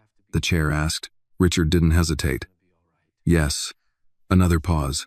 Longer this time. We'll reconvene, the chair said finally. After the call ended, Richard sat very still. For the first time, he acknowledged the truth fully. He might lose this fight. He might lose influence, capital, position. But if he won, if even one child like Annie learned that the world would not punish her for compassion, then the loss would be worth it. That night, Lucas struggled, not with noise or movement, but with something heavier. I don't want Annie to get hurt, he said suddenly, lying on his bed, staring at the ceiling. Richard sat beside him. I don't either. What if people stop liking her? Lucas asked. Richard swallowed. Some people might. Lucas turned his head. That's not fair. No, Richard said. It isn't. Lucas was quiet for a moment, then said, if they don't like her, I still do. Richard smiled, eyes burning. That matters more than you know. Across town, Maria tucked Annie into bed. The apartment was quiet except for the distant hum of traffic. Annie held the blue race car loosely now, no longer gripping it like a lifeline. Mama, she whispered. Yes, baby. Am I allowed to help people? Annie asked. Maria lay down beside her daughter and pulled her close. Yes, she said firmly. You are allowed to help. Annie considered this. Even grown-ups? Yes, Maria said. Especially grown-ups. Annie smiled faintly and closed her eyes. The next morning, an envelope appeared on Richard's desk. No return address. Just his name, written carefully. Inside was a single sheet of paper. A drawing, 2 children. One smaller, one taller. Between them, a bridge made of uneven blocks. Above them, written in careful, uneven letters, you can walk slow. Richard sat down heavily, the paper trembling slightly in his hands. He understood now. This wasn't about fixing everything. It was about refusing to rush past what mattered. And that choice, slow, deliberate, uncomfortable, was already changing the shape of things. The envelope stayed on Richard's desk longer than any contract ever had. He didn't frame the drawing.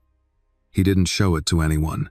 He slid it into the inside pocket of his jacket, close to his chest, where it bent slightly with his movements, and reminded him every time he reached for a pen or shook a hand that this was no longer theoretical.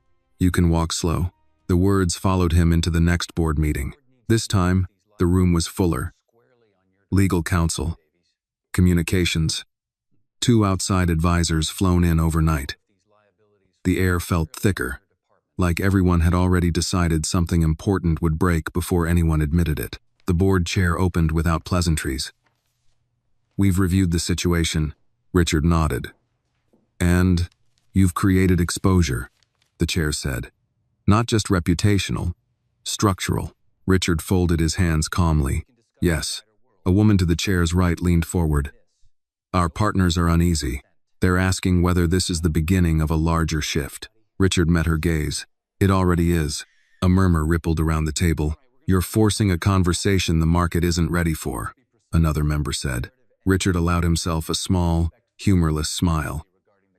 The market is never ready for children to be seen. Silence fell. The chair sighed. Richard, we need to know how far you intend to take this.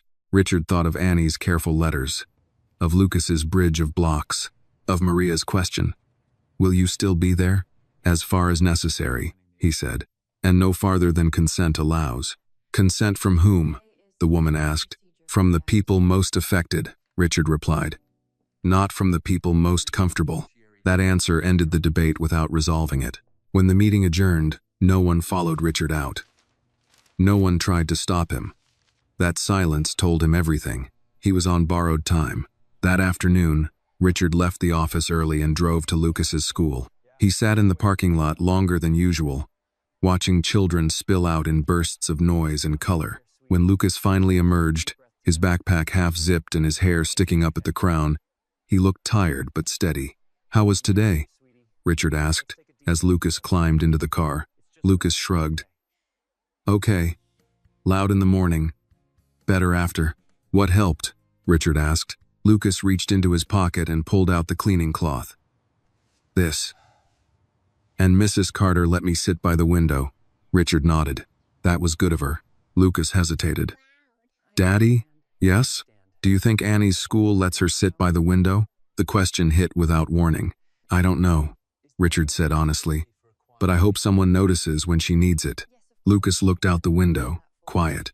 I noticed, he said after a moment. Richard smiled, blinking hard. Across town, Maria was meeting with her supervisor. The office was small, windowless, and smelled faintly of bleach. The supervisor sat behind her desk, hands folded, expression carefully neutral. Maria, she began. You understand why we need to talk? Maria nodded. Yes, there's been a tension. The supervisor continued. Questions. Media. Way. I know, Maria said. The supervisor hesitated. We need to ensure boundaries are clear, that personal interactions don't. My daughter helped a child breathe, Maria said calmly. She didn't cross a boundary. She saved a moment. The supervisor's jaw tightened.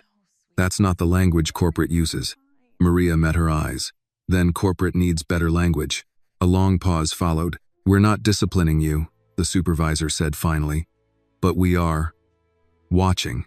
Maria nodded. I understand. Okay. When she left the office, her hands were shaking not with fear, but with restraint. That evening, Annie noticed immediately. Mama, she said, looking up from her drawing. Your shoulders are loud. Maria laughed despite herself. What does that mean? They're up here, Annie said, lifting her own shoulders to her ears. That means something's heavy. Maria sat beside her and lowered her shoulders deliberately. You're right, she said. Something is heavy. Is it me? Annie asked quietly. Maria turned to her daughter at once. No, never you. Annie studied her face. Okay. She went back to drawing, adding another line to the bridge, thicker this time. Back at home, Richard made a call he had been avoiding. Mark, he said, when his friend answered. I need you to prepare something. For what? Mark asked. For the possibility that I won't be CEO much longer, Richard replied. A long silence followed. You're serious, Mark said. Yes, Richard replied. And I need a plan that protects what comes next. What comes next? Mark asked. Richard thought of Annie's drawing, of Maria's shaking hands, of Lucas's quiet bravery. People, he said. Not positions. That night, Lucas had trouble settling. The world feels tight, he said, curling under his blanket. Richard lay beside him, keeping his voice low. Do you want to try walking slow? Lucas nodded. They breathed together, counted quietly, let the moment stretch instead of pushing through it. After a while, Lucas whispered, Daddy? Yes? If you lose your job, will you still be my dad? The question broke something open in Richard. Yes, he said immediately. Always. Lucas relaxed, satisfied. Okay. Then, it's fine. Richard stayed awake long after Lucas slept, staring into the dark. He knew the next chapter would be harder. He knew people would test him, pressure him, wait for him to blink. But somewhere in the city, a 6-year-old girl was learning that her kindness mattered, and that was worth more than any title he had ever held. The decision came quietly. No announcement, no dramatic confrontation, just an email sent at 6:12 a.m. Richard read it alone in the kitchen. The house still dark, the coffee maker humming softly behind him. The subject line was neutral, almost polite. Leadership transition discussion. He didn't open it right away. Instead, he walked to the window and looked out at the early morning sky, that brief gray-blue moment before the city fully woke up. For years, this hour had belonged to him alone. Time to prepare, to plan, to stay ahead. Today, he let it linger. When he finally opened the email, the language was exactly what he expected. Appreciation for service, acknowledgement of vision, concern about alignment, a request to step aside temporarily for the stability of the organization. Richard read it once, then he closed his laptop. Lucas padded into the kitchen in his socks a few minutes later, hair messy, eyes half open. Why are you awake so early? he asked. Richard smiled faintly. Couldn't sleep. Lucas climbed onto a chair. Is it a loud thought day? Richard considered that. Yes, he said. Lucas nodded as if that explained everything. Do we still have breakfast? Lucas asked. Always, Richard replied. They ate quietly toast, fruit, the comfort of routine. Lucas lined up his blueberries by size before eating them, something Richard no longer tried to correct. After a few minutes, Lucas looked up. Did they ask you to stop? He asked. Richard froze for a fraction of a second. What makes you think that? You get still, Lucas said. Like when you decide something big. Richard exhaled slowly. They asked me to change direction. Lucas frowned. Are you going to? Richard shook his head. No. Lucas relaxed, visibly. Okay, that was it. No follow-up, no fear, just trust. Later that morning, Richard drove Lucas to school and then went somewhere he hadn't planned to go. He drove to the hotel, not to the lobby, not to management, to the side entrance, the one staff used. Maria was finishing her shift when she saw him standing there, hands in his coat pockets, expression serious but gentle. She stopped short. Is something wrong? No, Richard said. Something important. They sat on a low concrete wall outside, the city moving around them. Maria listened as Richard explained carefully, without dramatics. They want me to step back, he said. From the company. Maria absorbed that in silence. And? She asked. And I'm going to, Richard said. On my terms. She studied him. Are you sure? Yes, he said. Because this was never about my position. And if staying means teaching Annie that truth only matters when it's convenient, then I'm done staying. Maria nodded slowly. She asked me last night, Maria said quietly, if grown-ups ever choose kids over rules. Richard felt his chest tighten. What did you tell her? I told her sometimes they do, Maria said. And when they do, it costs them something. Richard smiled sadly. That's honest. Maria looked at him directly. Will you disappear now? No, Richard said immediately. I promise you, I'm not going anywhere. A small pause. Can Annie see Lucas? Maria asked. Just once. So she knows this wasn't a story adults told and forgot. Is no gone. Richard didn't hesitate. Yes, he said. Whenever you're ready. That evening, Richard told Lucas, I won't be going to the big office anymore. He said gently. Lucas looked up from his blocks. Why? Because I chose something else, Richard said. Lucas considered this. Did you choose Annie? Yes, Richard said. And you? And a lot of people who don't get chosen very often. Lucas nodded, then returned to his blocks. I think that's good, he said. The meeting with the board happened 2 days later. It was brief. Richard didn't argue. He didn't defend himself. He didn't bargain. He spoke clearly. I'm stepping down, he said. Effective immediately. The chair tried to soften it. This doesn't have to be permanent. Richard met his gaze. No, he said. It doesn't. But they both understood. That chapter was closed. The news broke quietly, then loudly.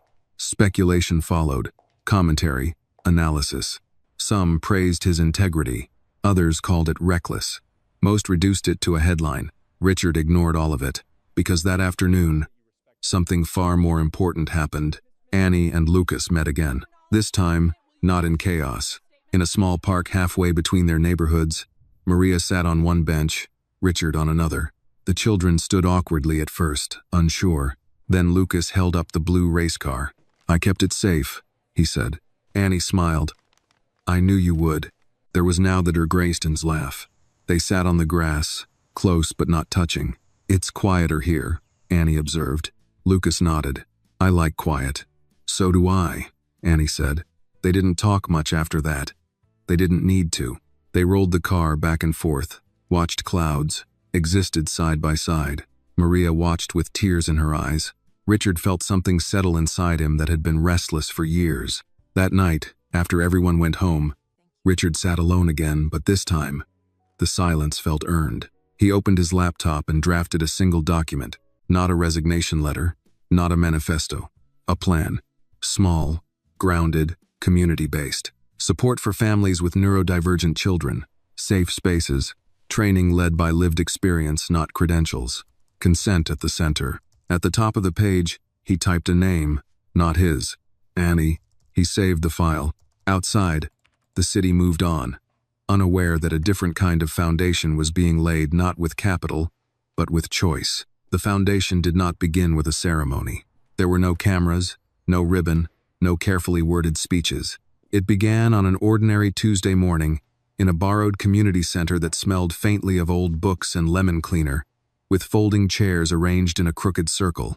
Richard arrived early, carrying a box of donated sensory toys, soft fabrics, weighted objects, simple tools that invited touch without demand. He set them down quietly, then stepped back, uncertain in a way that felt unfamiliar and necessary. Maria arrived next, Annie's hand tucked into hers. Annie paused at the doorway, scanning the room carefully. Her eyes moved from the windows to the exits, from the chairs to the box on the floor. "It's not too loud," she said finally. "No," Maria replied. "It's not." Lucas came in with Richard a few minutes later, his steps hesitant at first, then lighter when he saw Annie. He didn't run to her. He didn't wave. He simply stood beside her, close enough to feel steady. "Hi," he said. "Hi," Annie answered. That was enough. The group that gathered that morning was small. 3 parents, 2 children, 1 retired teacher, a social worker who had left her agency after burning out. No one introduced themselves with titles. They spoke slowly, carefully, honestly. They talked about exhaustion, about fear, about how often children were expected to carry the weight of adult discomfort. They talked about systems that reacted instead of listening, about rules that punish difference instead of protecting it. Richard did not lead. He listened. When someone asked why the foundation existed, Maria answered before he could. "Because our children already know how to survive," she said. "They shouldn't have to learn it alone." Annie sat on the floor, rolling the blue race car between her palms. Lucas watched her, breathing steady. At one point, another child began to cry, sharp, overwhelmed, collapsing inward. An adult moved instinctively to intervene. Annie stood up. She didn't rush. She didn't touch. She knelt at a careful distance and spoke softly. "You don't have to stop crying," she said. "You just have to know you're not by yourself." The crying slowed, not immediately, but enough. Richard felt something in his chest loosen. This was it. Not a program, not a model, a way of being with one another. Weeks passed, then months. The foundation grew not quickly, but truthfully. There were setbacks, arguments, missteps. Days when Richard wondered if he had been arrogant to think this could work without structure, without hierarchy. And then there were days like the one when Lucas stood in front of a small group and explained, in his own careful way, how noise felt inside his head, or when Annie corrected an adult gently. "You're talking too fast," she said. "It's okay, just slower." People listened. Richard no longer wore suits. He wore jeans that smelled faintly of coffee and community center floors. He picked up chairs. He stayed late. He learned when to speak and when to step back. He learned that leadership was not about vision. It was about restraint.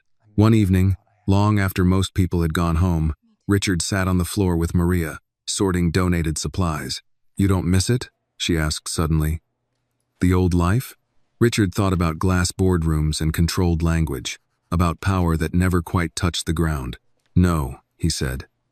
"I miss who I thought I had to be to survive it." Maria nodded. "Me too." Across the room, Annie and Lucas sat side by side, drawing. This time, Annie's picture was different again. The bridge was wider now. It had railings. People stood on both sides, not just children. "What's that?" Richard asked gently. "It's not a bridge," Annie said without looking up. "What is it?" "A place where people wait for each other," she replied. Richard swallowed. The world outside did not suddenly become kinder. There were still articles, still critics, still systems slow to change. But something fundamental had shifted. Children were no longer only being taught how to cope. Adults were being taught how to pause. 1 year after the hotel incident, the foundation held its first open gathering. Not an anniversary, a thank you. People came from different neighborhoods, different incomes, different stories. They sat together, ate together, listened. No one asked who funded it. They asked who it was for.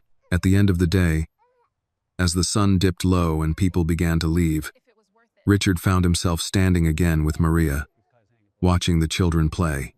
"Do you think it was worth it?" Maria asked. Richard looked at Lucas, laughing freely, not guarded. He looked at Annie, calm but unburdened, no longer carrying more than her share.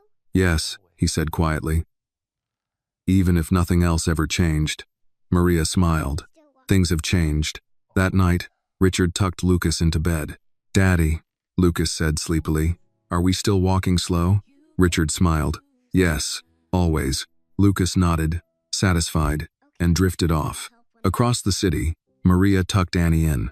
"Mama," Annie whispered. "Do I still have to help everyone?" Maria kissed her forehead. "No," she said. "You get to choose now." Annie smiled softly. "Okay. Then I'll help when I want to." She closed her eyes. The city hummed on, busy, imperfect, unresolved.